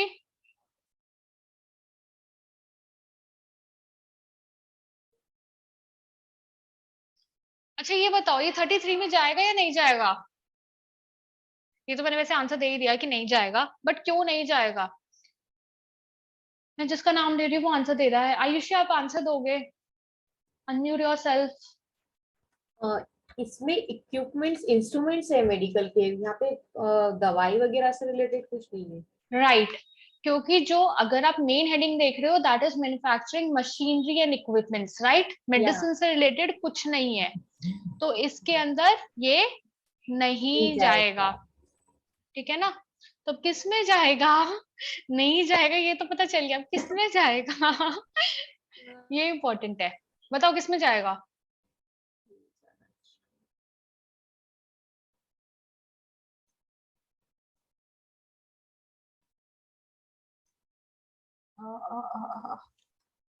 ये इसमें जाएगा, मैन्युफैक्चरिंग अदर्स। ठीक है, मैन्युफैक्चरिंग एनी से लिखा हुआ है ना, इसका मतलब अदर्स में चला जाएगा। ठीक है, तो हम इसको 36 में डालते हैं। Where it is here 36। Ma'am एक क्वेश्चन है, अगर अपन प्रॉपर कैटेगराइज नहीं कर पाते तो आसपास का मतलब near by class number define करके डाल सकते हैं ना? नियर बाय क्लास नंबर जैसे कि पूछिए, बताओ कैसे की? लाइक जैसे अभी अपन नहीं आइडेंटिफाई कर पा रहे कि ये प्रॉपर 33 में तो नहीं है, किसमें है, तो मैन्युफैक्चरिंग ऑफ अदर्स में अपन ने डाल दिया, तो इसमें से क्या आ सकता है ना फिर, मतलब यार देखो, आने को बताओ मेजर कब आता है, जब आप 74 में डाल देते हो। ओके, अदर ये बिल्कुल ही अदर बिजनेस एक्टिविटी, कि आपको बिजनेस एक्टिविटी ही समझ नहीं आ रही। वैसे एक बात बताऊं, इसके अंदर हमने 36 इसलिए डाला है क्योंकि हमने ये कंसिडर किया है कि सिर्फ मैन्युफैक्चरिंग करेंगे। वैसे अगर हम इसको चाहे तो हम 74 में भी डाल सकते हो, और आप अपने क्लाइंट की हेल्प कर सकते हो कि उसका वाइडर वो कर सकते हो कि मैन्युफैक्चरिंग उसने करी, क्या पता वो आगे आगे उसको होलसेल ट्रेडिंग में भी जाए, और क्या पता आगे जाके वो रिटेल में भी चला जाए जब मैन्युफैक्चर कर रहा है तो। किसी भी चीज का बाउंडेशन नहीं रहेगा है ना, तो 74 में किसी चीज का बाउंडेशन नहीं रहेगा। बट अगर मैं ये भी चीज क्लियर कर देती हूँ, अगर आप 74 में जा रहे हो तो there are most probably chances कि आपके पास रीसबमिशन आएगा, और जब रीसबमिशन आए तो you will file and reply, जिसके अंदर आप अपने ऑब्जेक्ट्स को क्लेरिफाई करते हुए कहोगे कि इसके अंदर मैन्युफैक्चरिंग भी है, होलसेल ट्रेडिंग भी है, और मैन्युफैक्चरिंग और होलसेल ट्रेडिंग में ये इक्वली वो कर रहा है, क्योंकि गवर्नमेंट ये कहती है कि ठीक है आप कर लो, मैन्युफैक्चर भी कर लो, होलसेल भी कर लो, रिटेल भी कर लो, आप सब कर लो, बट यहाँ पे जो आपकी एक्टिविटी कोड है ना, आप उस पर डाल दो जिससे आपका सबसे ज्यादा एम्फोसाइज रहेगा, या फिर आपका सबसे ज्यादा जिससे रेवेन्यू आएगा। समझ रहे हो? जैसे कि कभी कभी हम कंपनीज में डालते हैं कि हमारी कंपनी जी फूड प्रोडक्ट्स भी बेचेगी और हमारी कंपनी जी प्लास्टिक प्रोडक्ट्स भी बेचेगी। ऐसा हो सकता है कि हम तो डिपार्टमेंटल स्टोर खोल रहे हैं, फूड प्रोडक्ट भी बेचेगी और प्लास्टिक प्रोडक्ट भी बेचेगी, तो वो कहता है कि दोनों अलग अलग उसमें पहुंच रहे कैटेगरी में। वैसे पहुंचेंगे नहीं क्योंकि रिटेल ट्रेड का एक ही आएगा। ठीक है, बट अगर ऐसा हो जाता है कि आपकी दो बिजनेस एक्टिविटी कोड में जा भी रहा हो, तो वो क्या कहता है कि आप ये डिफाइन करो कि आपकी मेजर एक्टिविटी रेवेन्यू किससे आएगा, मेजर रेवेन्यू कौन सी एक्टिविटी से आएगा दोनों में से। ठीक है, ये तो आप डिफाइन कर ही लोगे। वो कहते हैं ये तो मतलब मेजर है कि अगर आप एक इनकॉर्पोरेशन स्टार्ट कर रहे हो, अगर एक आप बिजनेस स्टार्ट कर रहे हो, तो आपको ये पहले से ही पता होता है कि आपकी कंपनी किस चीज में ज्यादा पैसा इन्वेस्ट करेगी, किस चीज से उसको ज्यादा लग रहा है कि हाँ हमारे को इस जेनरे में काम ज्यादा बढ़ाना है। ऑब्वियसली अगर आप कोई भी कंपनी बना रहे हो, मतलब अगर हम खुद भी, अगर मैं भी एक कंपनी बना रही हूँ, मैं भी काम करना स्टार्ट कर रही हूँ, तो मुझे पहले से ही पता है कि मेरे को इस एक्टिविटी में थोड़ा ज्यादा इंडल्ज होना है, इस एक्टिविटी में थोड़ा कम इंडल्ज होना है, राइट।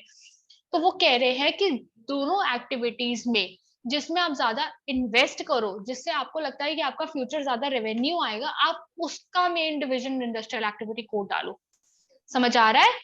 हाँ, आ गया?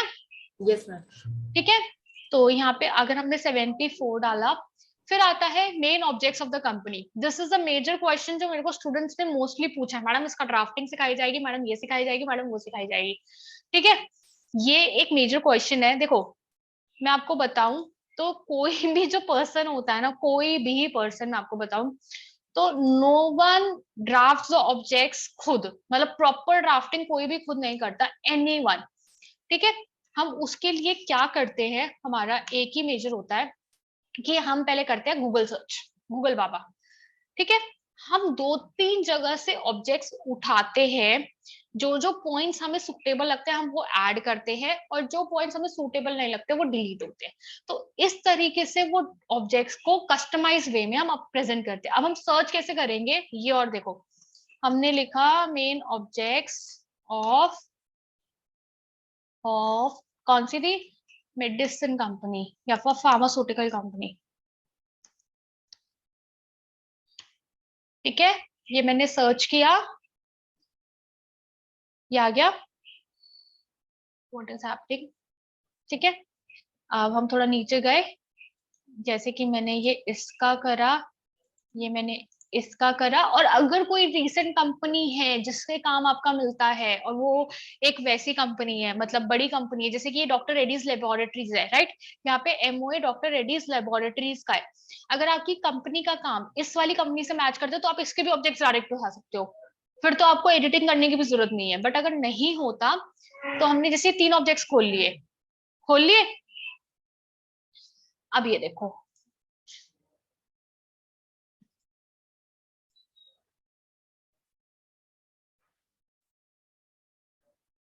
ये एक आया, देखो ये आ गए सैंपल ऑब्जेक्ट्स, देखो ये 2 आए हैं इसके अंदर। ठीक है, टू मैन्युफैक्चरिंग तो हम करेंगे, formulate, process, develop, refine, import, export, wholesale और रिटेल ट्रेड। इसके अंदर हमने क्या क्या कर लिया, मैन्युफैक्चरिंग कर लिया, होलसेल कर लिया, रिटेल कर लिया, इंपोर्ट कर लिया, एक्सपोर्ट कर लिया, राइट, तीनों रख लिए। बोलो यार, ये समझ लो, ये बहुत इंपॉर्टेंट टॉपिक है। ठीक है, yes ma'am. all kinds of pharmaceutical products, medicines, drug medicines, biological nutraceuticals, healthcare, Ayurvedic and dietary supplement products, medicinal preparation, vaccines, chemical products, and dry salter, and to also engage in business of healthcare, life science, research and development, contract manufacturing in India or abroad. ठीक है, फिर उन्होंने कहा है to manufacturing, formulate, process, develop, वही same line आई है ये यहाँ से। ठीक है ना, फिर आए ना मेडिकल गुड्स के लेके, कि मतलब अगर आप सर्जिकल इंस्ट्रूमेंट्स, कॉन्सेप्ट, मतलब ये सब कुछ आ गया, कॉस्मेटिक्स, पेटेंट, बेसिकली केमिस्ट के शॉप के सारे गुड्स आ गए। ठीक है, अब ये हम देखेंगे, देखो ये नीचे आया, तो इसके अंदर अगर मेरे को, मैं ड्राफ्टिंग में जाऊंगी, देखो एक चीज और मैं क्लियर करती हूँ, जब आप ऑब्जेक्ट्स ड्राफ्ट कर रहे हो ना, तो try it to keep it in as simple language as you can. क्यों? क्योंकि जब आगे कंपनी बनती है ना, जब आगे कंपनी कैरी करती है, तो उसके अंदर अगर आप मतलब बहुत ज्यादा कॉम्प्लेक्स वर्ड्स डाल देते हो ना, तो आगे ना आपको ही नहीं पता होता कि आपकी क्लाइंट की कंपनी में जो आपने सर्विस डाली है वो एडिशन में आएगी या नहीं आएगी।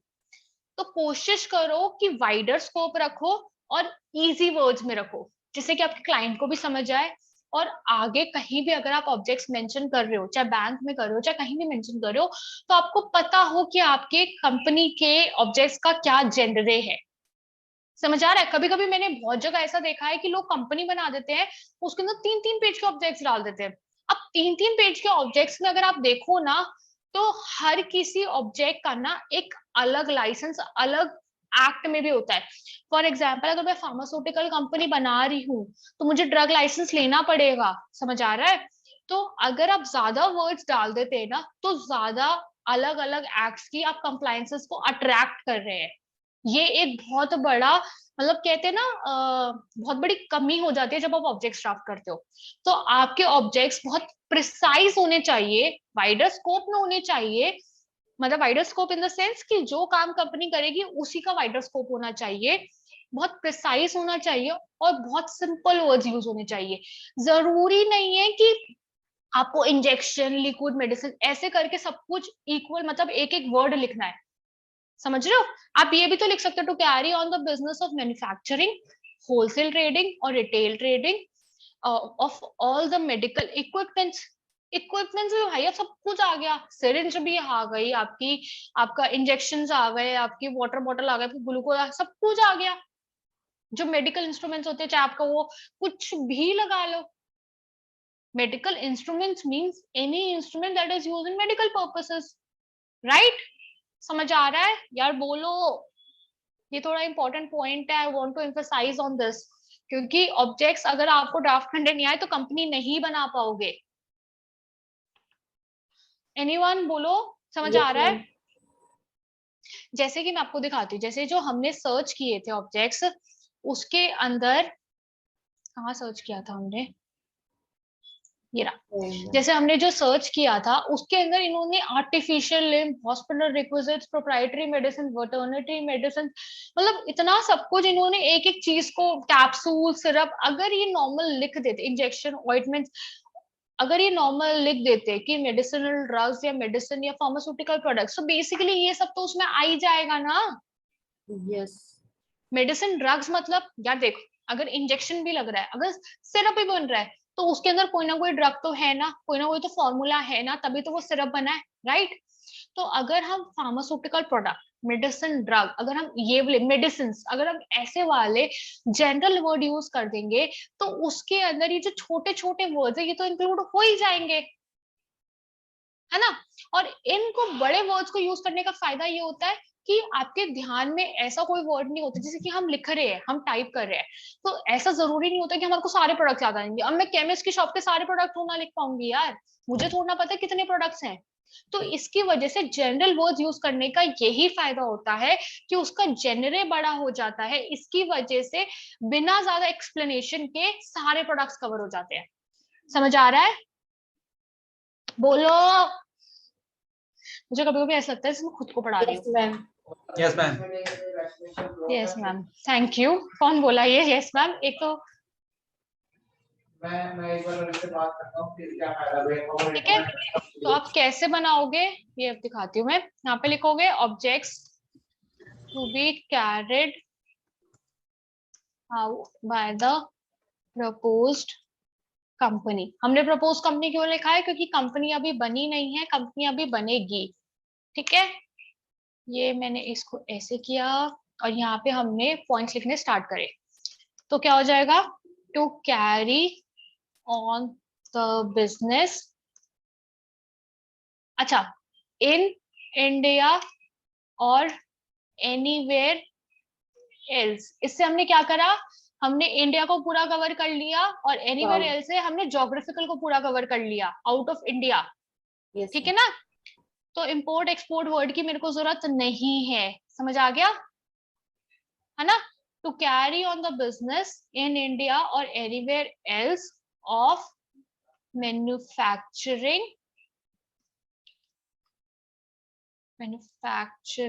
of medicines, right, pharmaceutical products, ठीक है। अगर आप होम्योपैथिक मेडिसिन डाल रहे हो तो वो आपको अलग डाल सकते हो, होम्योपैथिक मेडिसिन,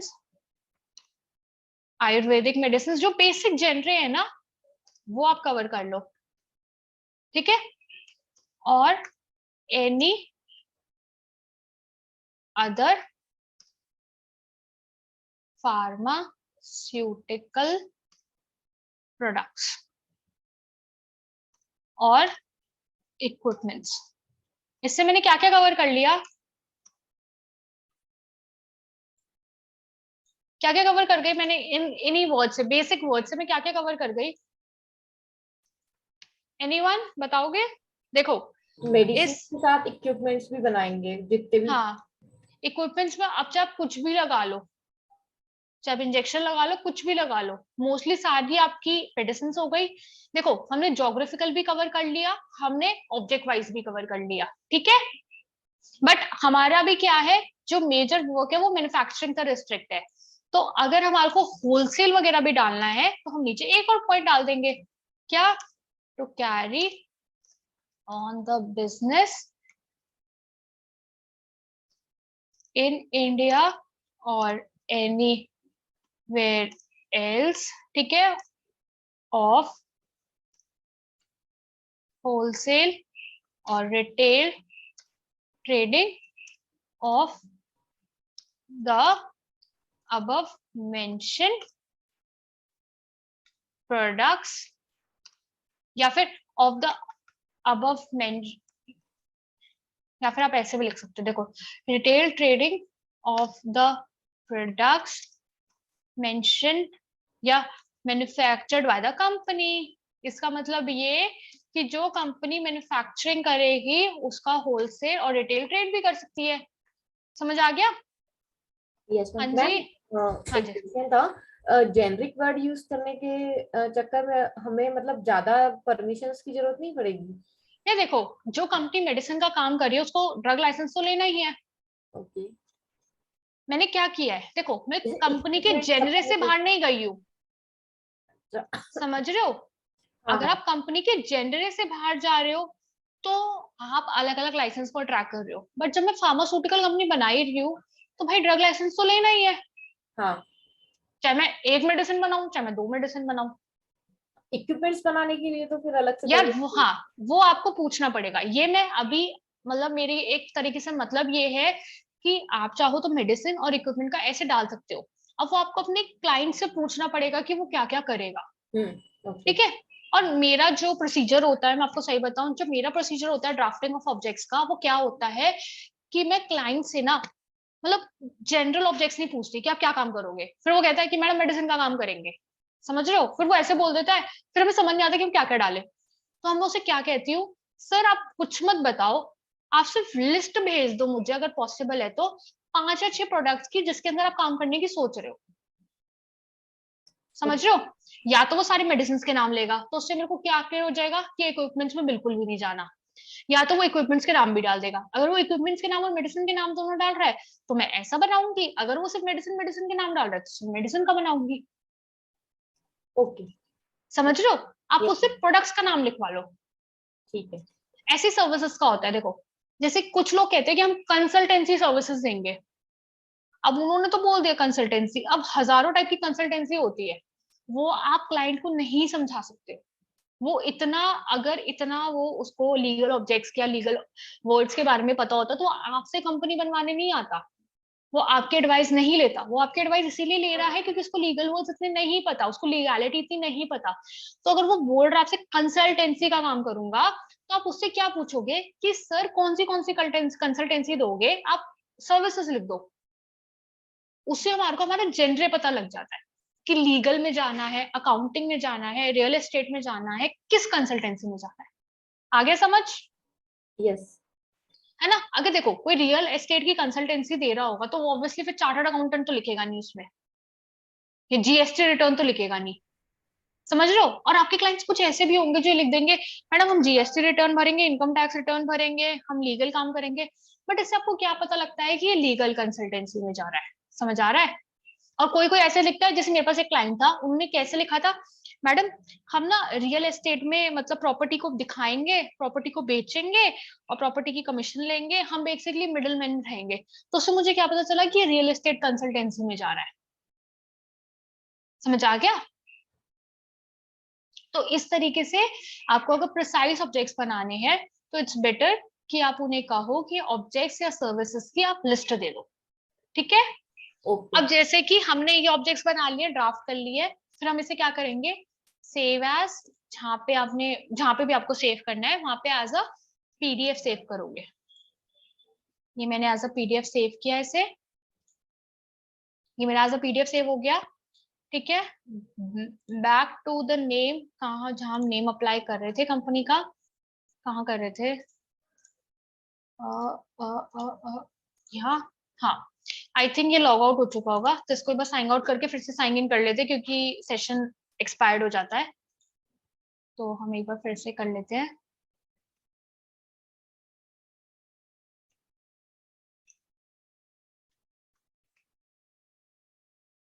ये मैंने साइन इन किया,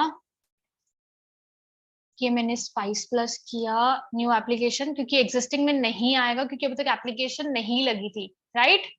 या देख लेते हैं शायद आ भी जाए, मेरे को लग नहीं आया ना, इसीलिए नहीं आया क्योंकि अभी तक एप्लीकेशन नहीं लगी थी, ठीक है? यहाँ पे आ गया आप new companies, others, private company limited by shares, non government, हमने कौन सा देखा था 74, अब 74 में ही आएगा। यहाँ पे अगर आप चाहो तो ऑब्जेक्ट्स को यहाँ पे कॉपी पेस्ट कर सकते हो, बट अगर आपके ऑब्जेक्ट्स ज्यादा है और आपका मतलब क्योंकि स्पेस लिमिटेड होते हैं, words 100 words I think limit है, तो आप क्या लिखते हो, objects has been attached here herewith, ठीक है? कि हमने ऑब्जेक्ट्स को अटैच कर दिया। फिर यहाँ पे 2 कंपनी के नाम डाल सकते हो प्रायोरिटी वाइज, जैसे कि हमारा था वेलोसिटा फार्मास्यूटिकल प्राइवेट लिमिटेड, ठीक है, या फिर आप कुछ भी लगा लो, J&J मेडिसिनल या मेडिसिन प्राइवेट लिमिटेड, ठीक है। जैसे आपने जो भी दो नाम आपको चाहिए हो, दो नाम डाल के यहाँ पे आप अपनी ऑब्जेक्ट्स की जो फाइल थी,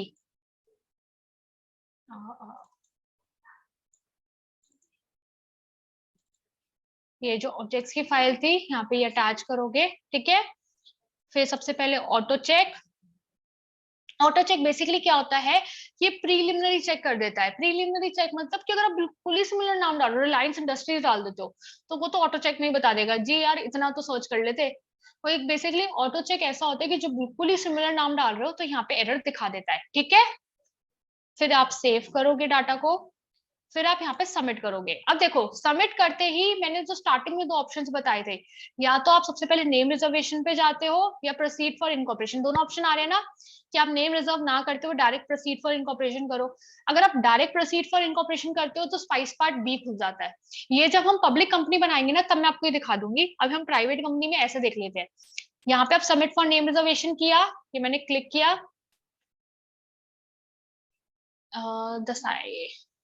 देखो करा, यहाँ पे SRN जनरेट हो गया। SRN mean service request number. इसका मतलब जैसे चालान नंबर होता है ना, बेसिकली ये वही होता है कि इस चालान के थ्रू आप ये नेम अप्लाई कर रहे हो, ठीक है। 1000 रुपए की फीस आ गई, 1000 रुपीज फीस। यहाँ पे आप पे नाउ पे क्लिक करोगे तो आपको जो भी मेथड यूज करना हो तो आप मेथड यूज करके आप पेमेंट कर सकते हो, ठीक है। समझ आ रहा है, बोलो हाँ जी। Yes ma'am. जैसे ही आप नेम अप्लाई कर दोगे, मैं आपको दिखा देती हूँ, अगर मेरे पास कोई होगा तो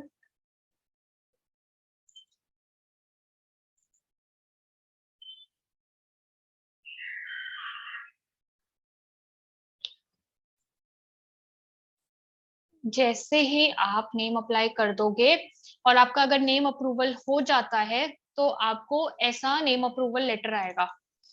let's see the name approval letter, ऐसे टाइप का नेम अप्रूवल लेटर आएगा, ठीक है। ये government of India ministry of corporate affairs की किस दिन आपने एप्लीकेशन लगाया है, कौन सा आपको नाम अप्लाई हुआ है, दो में से एक नाम होगा अप्रूव ऑब्वियसली, तो यहाँ पे आएगा कि कौन सा नेम आपने लगाया है, ठीक है। और फिर आपको मैंने 20 डेज के लिए अलाउड है, और दिस इज कि कब तक वैलिड है, दैट इज 8/12 तक वैलिड है। अब 8/12 के रात के 12 बजे तक वैलिड है।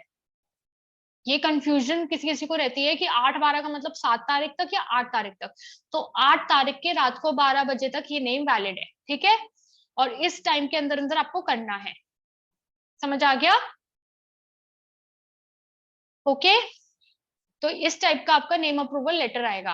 अच्छा, मैंने एक चीज और सिखाई थी, ऐसा हो सकता है कि हमारे को जो टाइम लिमिट मिली हो उस टाइम लिमिट में हम नेम ना अप्लाई कर पाए, मतलब कंपनी ना अप्लाई कर पाए, डॉक्यूमेंट्स ना पूरे हुए हो, बहुत चीजें आ जाती हैं, एरर आ गया हो, DSC ना बना हो, बहुत सब कुछ हो सकता है। फिर आप क्या करोगे, 1000 रुपए वेस्ट, बोलो बोलो यार, एनीवन। ये भी मैंने लास्ट क्लास में सिखाया था, वैसे बताया था, बोलो बोलो। अभी रिसेंटली MCA ने एक नया सर्कुलर लेकर आया है जिसके अंदर आप एक्सटेंशन के लिए फाइल कर सकते हो। इसका मतलब अगर आपके 20 डेज में आप फाइल नहीं कर पा रहे तो इस 20 डेज के एक्सपायर होने से पहले आप 1000 रुपए की या 2000 रुपए की पेमेंट करके, ठीक है, आप डायरेक्ट, या 3000 रुपए की पेमेंट, तीन ऑप्शन है। अगर आपको ये चीज देखना है तो मेरी प्रीवियस क्लास देख लीजिएगा, उसमें पढ़ाया गया है। आप एक्सटेंशन ले सकते हो, इसके अंदर एक्सटेंशन मिलती है, एक में 20 डेज की मिलती है, एक में अप्रोक्स 30 डेज की मिलती है, एक में 60 डेज के आसपास में। तो अगर आपको एक्सटेंशन लेनी है तो आप एक्सटेंशन ले सकते हो नाम की, कि ठीक है हमसे नाम फाइल नहीं हो पाया तो आप एक्सटेंशन दे दो। समझ आ गया। तो आज की जो हमारी क्लास के मेजर दो टॉपिक थे वो मैंने पढ़ा दिए हैं, जिसके लिए आज मेरा बात थी वो ये थी, नेम सर्च और एप्लीकेशन ऑफ नेम हम पढ़ चुके हैं। अब हमारी क्लास थी ड्राफ्ट्स को लेके। Drafts is a very easy thing, कोई ज्यादा उसके अंदर है नहीं। ड्राफ्ट्स आपको डल जाएंगे, मैं डलवा दूंगी आपके लिए। आपको ये दोनों फाइल्स मिलेंगी जो आपको हेल्प करेंगी आगे टू मेक द कंपनी। ये है DIR2। DIR2 is to consent to act as a director.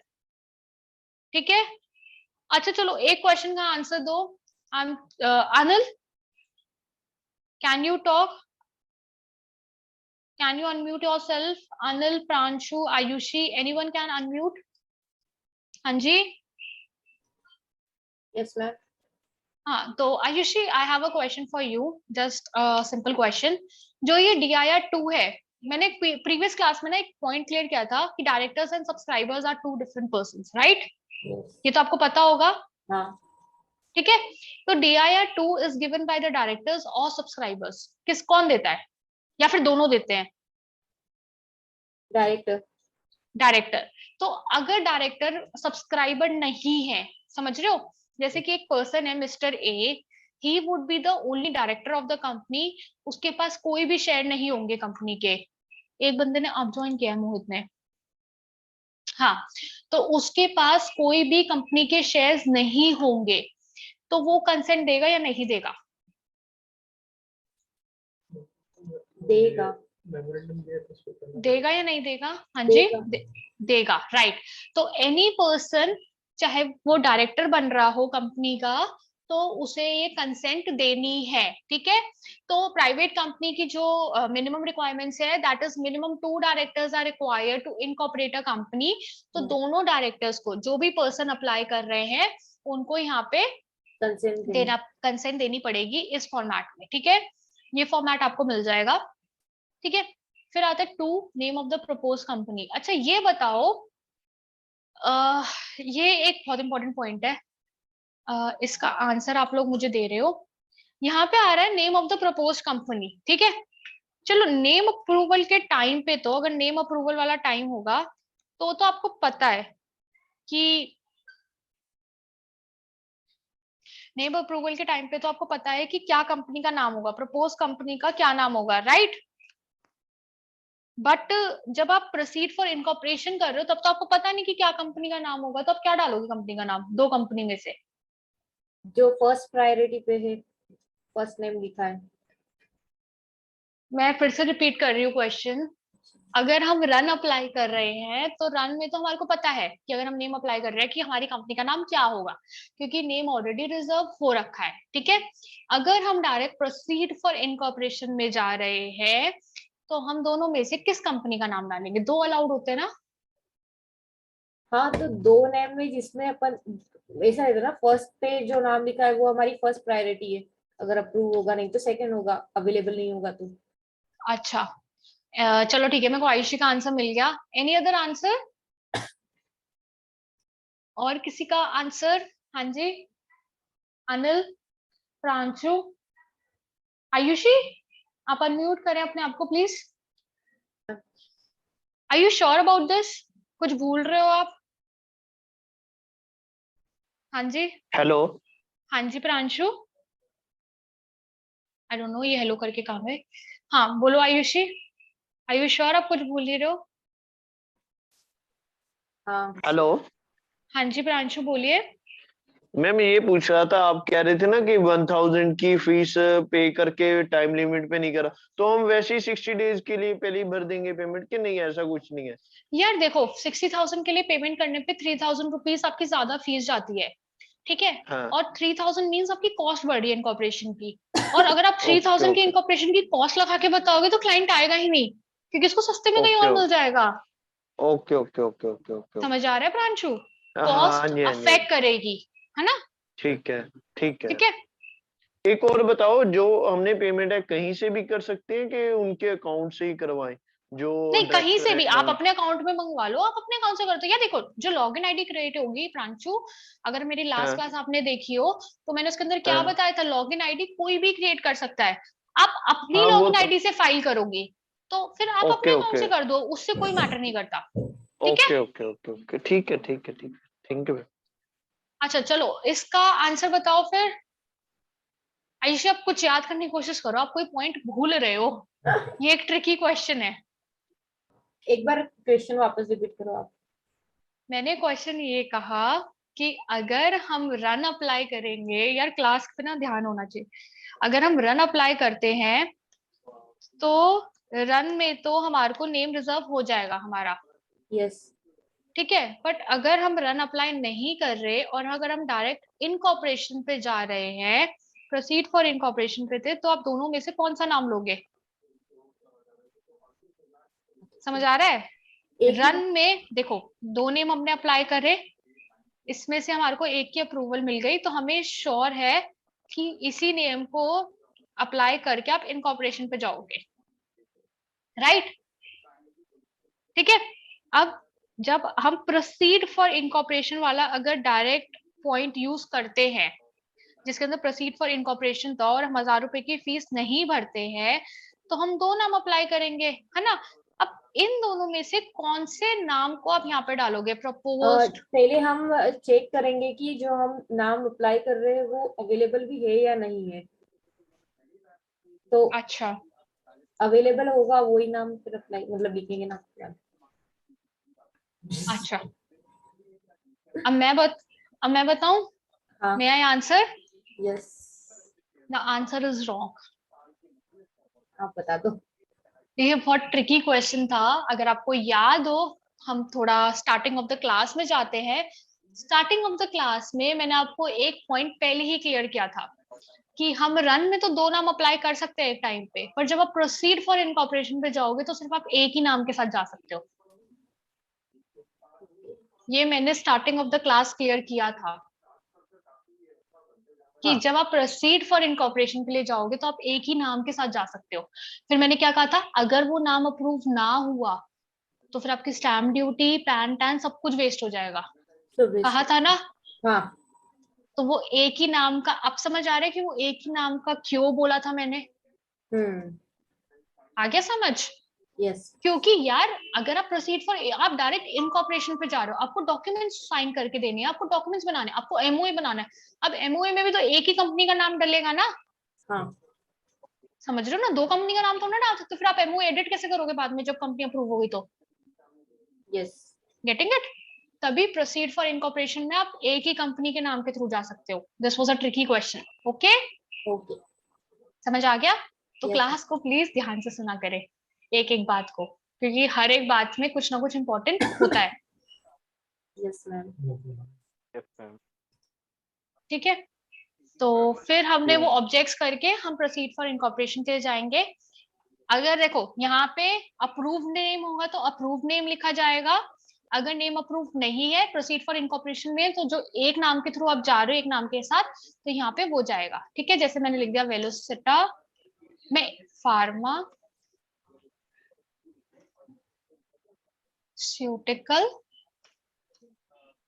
Private limited. ठीक है, फिर आता है subject, consent to act as a director. I, name of the propose director, इसका मतलब जो पर्सन डायरेक्टर बनने वाला है, यहाँ पे नेम आएगा उस पर्सन का। ठीक है, hereby give my consent to act as, देखो मैं बना के दिखाऊं, चलो ये मैं अपना बना के दिखाती हूँ, मानते हैं कि ये मेरा बना रहे हैं। ठीक है, आई Yeshi Goyal hereby give my consent to act as a director of name of the proposed company, जो भी कंपनी का नाम है सेम यहाँ पे आ जाएगा, वेलोसिटा फार्मास्यूटिकल। ठीक है, पर्सन टू सबसेक्शन 5, इस सेक्शन के तहत मैं आपको ये सर्टिफाई करती हूँ कि मैं कंसेंट दे रही हूँ और मैं डिस्क्वालिफाइड नहीं हूँ। डिस्क्वालिफाइड का मतलब क्या होता है कि जो सेक्शन 164 में डिस्क्वालिफाइड हो, जिनका डिन डिस्क्वालिफाइड हो, ये भी मैंने फर्स्ट क्लास में बताया था, तो फर्स्ट क्लास देख लेना। ठीक है, फर्स्ट आता है डायरेक्टर आइडेंटिफिकेशन नंबर। देखो इसके अंदर दो ऑप्शन होंगे, या तो आप अप्लाई इनकॉर्पोरेशन के टाइम पे कर रहे हो कि आपके क्लाइंट के पास डिन है ही नहीं, तो आप क्या लिखोगे, अप्लाइंग थ्रू स्पाइस। ठीक है, और अगर आपका डिन है, कोई भी डिन है, तो आप यहाँ पे डिन नंबर डाल दोगे उस पर्सन का। ठीक है, जैसे कि मैं मान रही हूँ ये मेरा डिन है, तो मैं डिन नंबर डालूंगी। अगर डिन नंबर मेरे पास नहीं है, जैसे मेरे पास अभी डिन नंबर नहीं है, तो मैं क्या लिखूंगी, अप्लाइंग थ्रू स्पाइस, कि हम अप्लाई कर रहे हैं इनकॉर्पोरेशन के टाइम पे। ठीक है, फिर आता है नेम, जो भी मेरा नाम है, फादर्स नेम, एड्रेस, आप यहाँ पे एड्रेस डाल देंगे उसका, ठीक है। ईमेल आईडी डालेंगे यहाँ पे, जैसे कि मैं डालती हूँ rishiclasses@gmail.com। यहाँ पे मोबाइल नंबर डल जाएगा, जैसे ये डाला मैंने,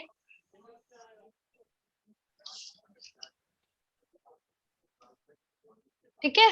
यहाँ पे पैन नंबर डल जाएगा, जो भी पैन है। ऑक्यूपेशन, जो भी उसका काम है, अगर बिजनेस है तो यहाँ पे बिजनेस मत लिखना, सेल्फ एम्प्लॉयड लिख दो। अगर ऑक्यूपेशन मतलब अगर सर्विस है तो सर्विस मैन लिख दो, ये नहीं लिखना कि branch manager at that company. समझ आ रहा है? या तो आप सेल्फ एम्प्लॉयड लिखो या सर्विस मैन लिखो या रिटायर्ड, अगर रिटायर्ड है तो रिटायर्ड लिख दो, ऐसे लिख दोगे, ठीक है। डेट ऑफ बर्थ डालना है, नेशनैलिटी इंडियन। अब देखो 11th point, this is important. Number of company in which I am already a director and out of such company the name of companies in which I am a managing director, CEO, whole time director, secretary, chief financial officer और manager। अब इसके लिए मैं आपके लिए एक example लेती हूँ।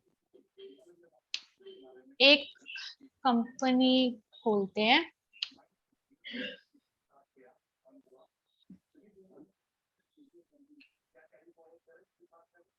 यहाँ पे एक इंसान का दिन उठाते हैं, कोई ऐसा इंसान जैसे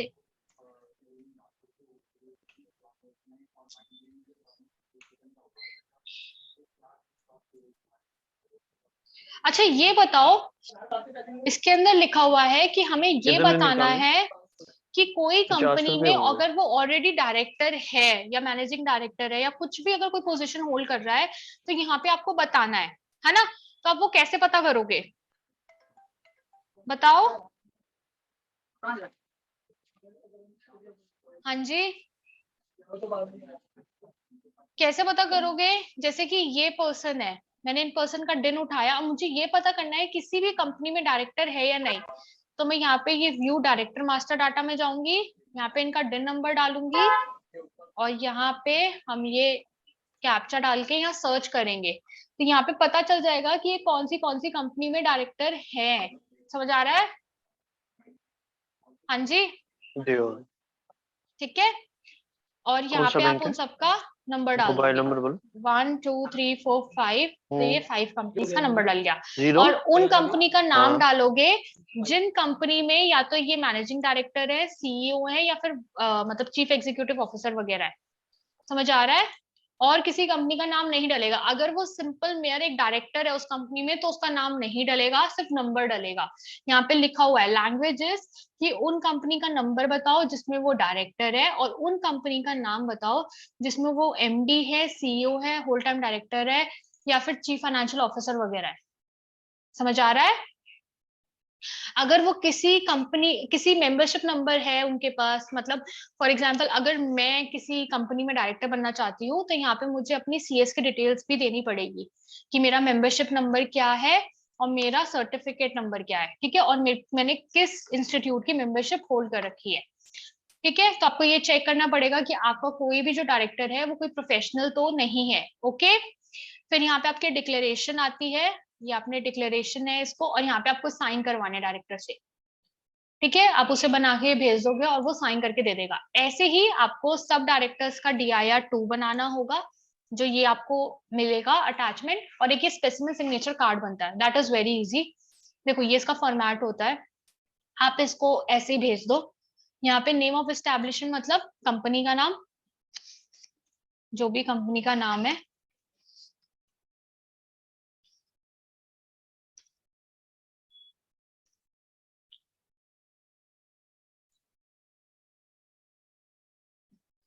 सोनू का मेरे पास मैसेज आया है, मैम साइन DSC से नहीं कर सकते। सोनू साइन DSC से आप नहीं कर सकते। क्यों नहीं कर सकते? क्योंकि DSC की अभी कोई वैलिडिटी नहीं है। The person has not become the director, ठीक है। The person is just giving a consent, अभी वो कंसेंट दे रहा है। अभी तो जो मिनिस्ट्री है उसको तो पता ही नहीं भाई वो DSC किस ऑथराइजेशन में दे रहा है, समझ लो। अगर वो DSC अगर DI-2 में नीचे लगाएगा तो इसका मतलब वो डायरेक्टर की कंसेंट दे रहा है, समझ आ रहा है, बट वो डायरेक्टर तो भी बना ही नहीं है। तो जो कंसेंट होगी वो हमेशा हैंड सिग्नेचर से ही होगी। ओके, और सबसे मेजर इंपॉर्टेंट चीज, आपको डीएससी से कंसेंट लगाने का सबसे मेजर इंपॉर्टेंट होता है कि उसके अंदर टाइम स्टैम्प होना चाहिए।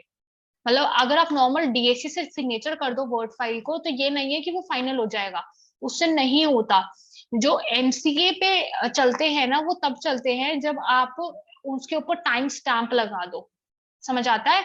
और कंसेंट देने का ये भी है कि आप कंसेंट किस दिन साइन कर रहे हो, वो उस दिन भी डिपेंड करेगा, डे डिपेंड करेगा। फॉर एग्जाम्पल मैंने कंसेंट आज लगा दी, मैं फॉर्म परसों साइन कर रही हूँ, भाई 2 दिन में उससे कंसेंट चेंज कर दी, फिर वो कहेगा कि उस दिन साइन करो, समझ आ रहा है। तो वो काम एक इंक्रीज होता है, और साथ में डीएससी को थोड़ा प्रूव करना मुश्किल हो जाता है, क्योंकि वो जो मतलब मिनिस्ट्री सोचती है, क्योंकि मिनिस्टर को भी पता है कि जो प्रोफेशनल्स होते हैं उनके पास सिग्नेचर्स होते ही हैं। इवन आप भी अगर आप किसी प्रोफेशनल फर्म में काम कर रहे होंगे, तो आपके पास भी आपके क्लाइंट के डीएससी होंगे, तो ऐसे तो आप ही अपने क्लाइंट के डीएससी करके उसको किसी में भी डायरेक्टर बना दोगे, है ना।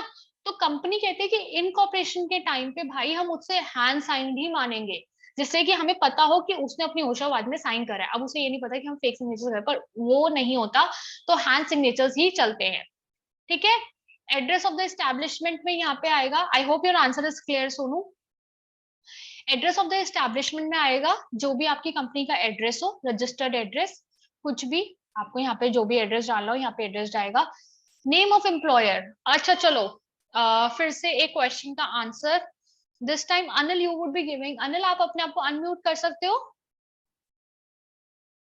अनिल, या फिर आप ऑफिस में हो, you can't unmute yourself, please let me know.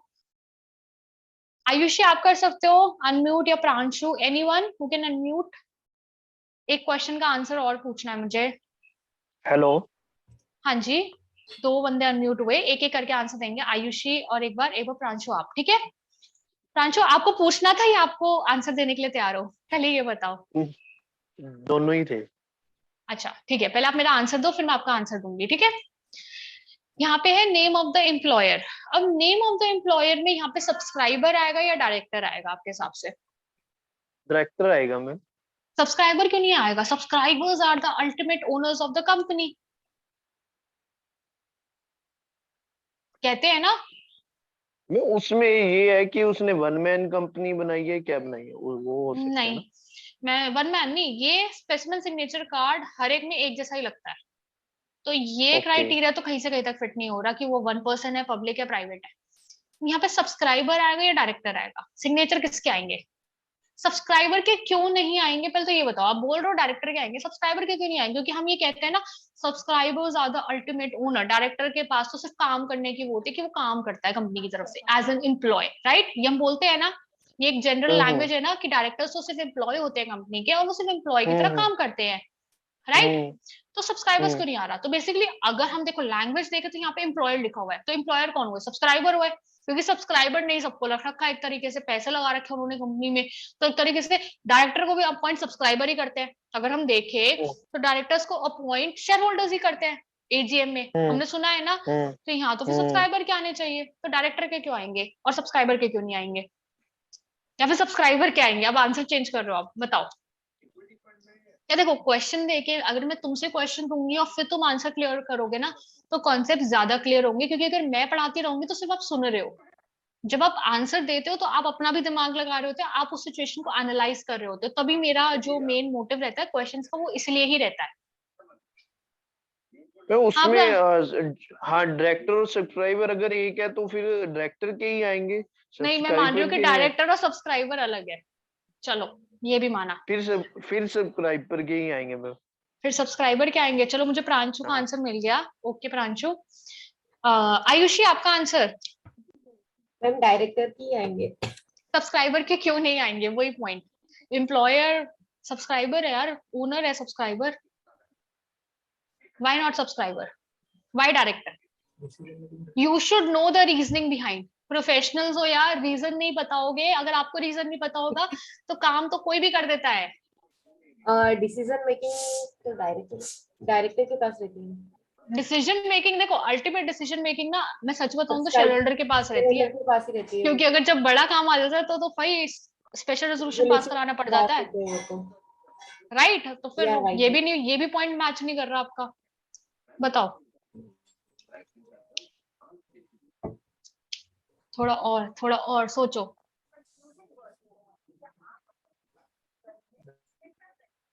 Sonu answer आप देना चाहोगे? डायरेक्टर एग्जीक्यूटिव डायरेक्टर होते हैं ना, मतलब तो एग्जीक्यूटिव मतलब फुल टाइम एम्प्लॉयमेंट में है। चलो ठीक है, मॉर्निंग से शाम तक आएंगे काम करने। Why not subscriber? I'm just asking that. Why not subscriber? और इसका ना एक बहुत इजी सा, जब मैं आपको आंसर दूंगी ना तो आप कहोगे अरे यार ये आंसर था, और फिर आप मानोगे भी कि हाँ मैम इसलिए नहीं अलाउ कर रखा। अब बस वो एक पॉइंट है कि आप सोच नहीं रहे हो, सोचो, कोशिश करो, थोड़ा इजी वे में जाओ, इतना टेक्निकल मत सोचो, क्योंकि टेक्निकल आंसर है नहीं इसका। थोड़ा एग्जाम्पल लो, आपको समझ आएगा, वरना मैं बताती हूँ। मैं बताऊं? हाँ सब हार रहे हो तो मैं बताऊं? अच्छा चलो, मानो ये कंपनी रिलायंस है। क्या मानो?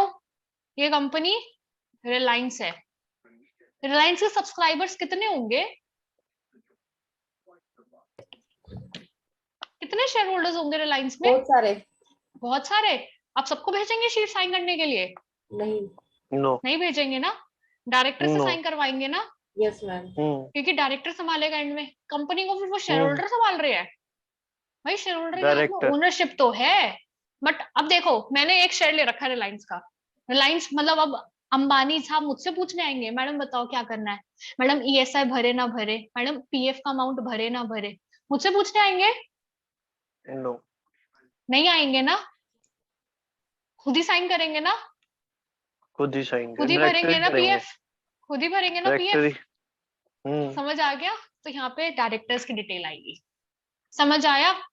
अब मैं तुमको अपना फंडा समझाती हूँ, और ये बहुत इजी फंडा है, और ये ध्यान रखना, that would be the most easiest. ये मेरी एक ट्रिक है, और वो ट्रिक बताओ क्या है। जब भी आप कंफ्यूज हो ना कि डायरेक्टर है या सब्सक्राइबर है, किसको डाले, तो हमेशा इमेजिन करो एक बड़ी कंपनी का। समझ रहे हो? क्योंकि जैसे ही बड़ी कंपनी आ जाती है ना, वैसे ही हमें पता चल जाता है अरे यार तो बहुत सारे सब्सक्राइबर है, सबसे थोड़ा ना परमिशन लेंगे, तो हमें लगता है नहीं नहीं नहीं यार डायरेक्टर की ही आएगी इन्फॉर्मेशन। समझ आ रहा है? हमेशा जब भी कंफ्यूजन हो तो बड़ी कंपनी का लेके सोचो, क्योंकि छोटी कंपनी में हम सोचते हैं ना, तो हम सोचते हैं ये तो 2 बंदे हम साइन करा लेंगे, तो हम कंफ्यूज होते हैं। जब आप बड़ी कंपनी के एग्जाम्पल लोगे ना, तो आपकी कंफ्यूजन खुद ही धीरे धीरे कम होती जाएगी। आगे समझ? हाँ जी, ठीक है। तो यहाँ पे नेम ऑफ एम्प्लॉयर में डायरेक्टर का नाम, जो भी डायरेक्टर बन रहा है, for example if I am being the director, तो यहाँ पे मेरा नाम, यहाँ पे डायरेक्टर, और यहाँ पे 3 बार सिग्नेचर। एक बार नहीं, 3 बार सिग्नेचर मैं ही मारूंगी। समझ आ रहा है? ठीक है।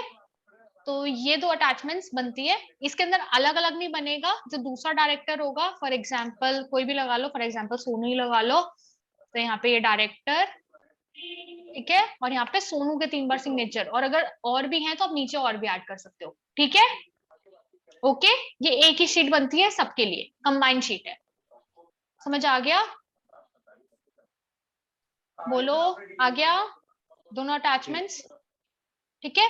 अब मैं इसको साइंड वाली भी दिखा देती हूँ कि साइंड वाली कैसे आएंगी आपके पास, जिससे कि आपको पता हो। मेरे पास होगी किसी कंपनी की,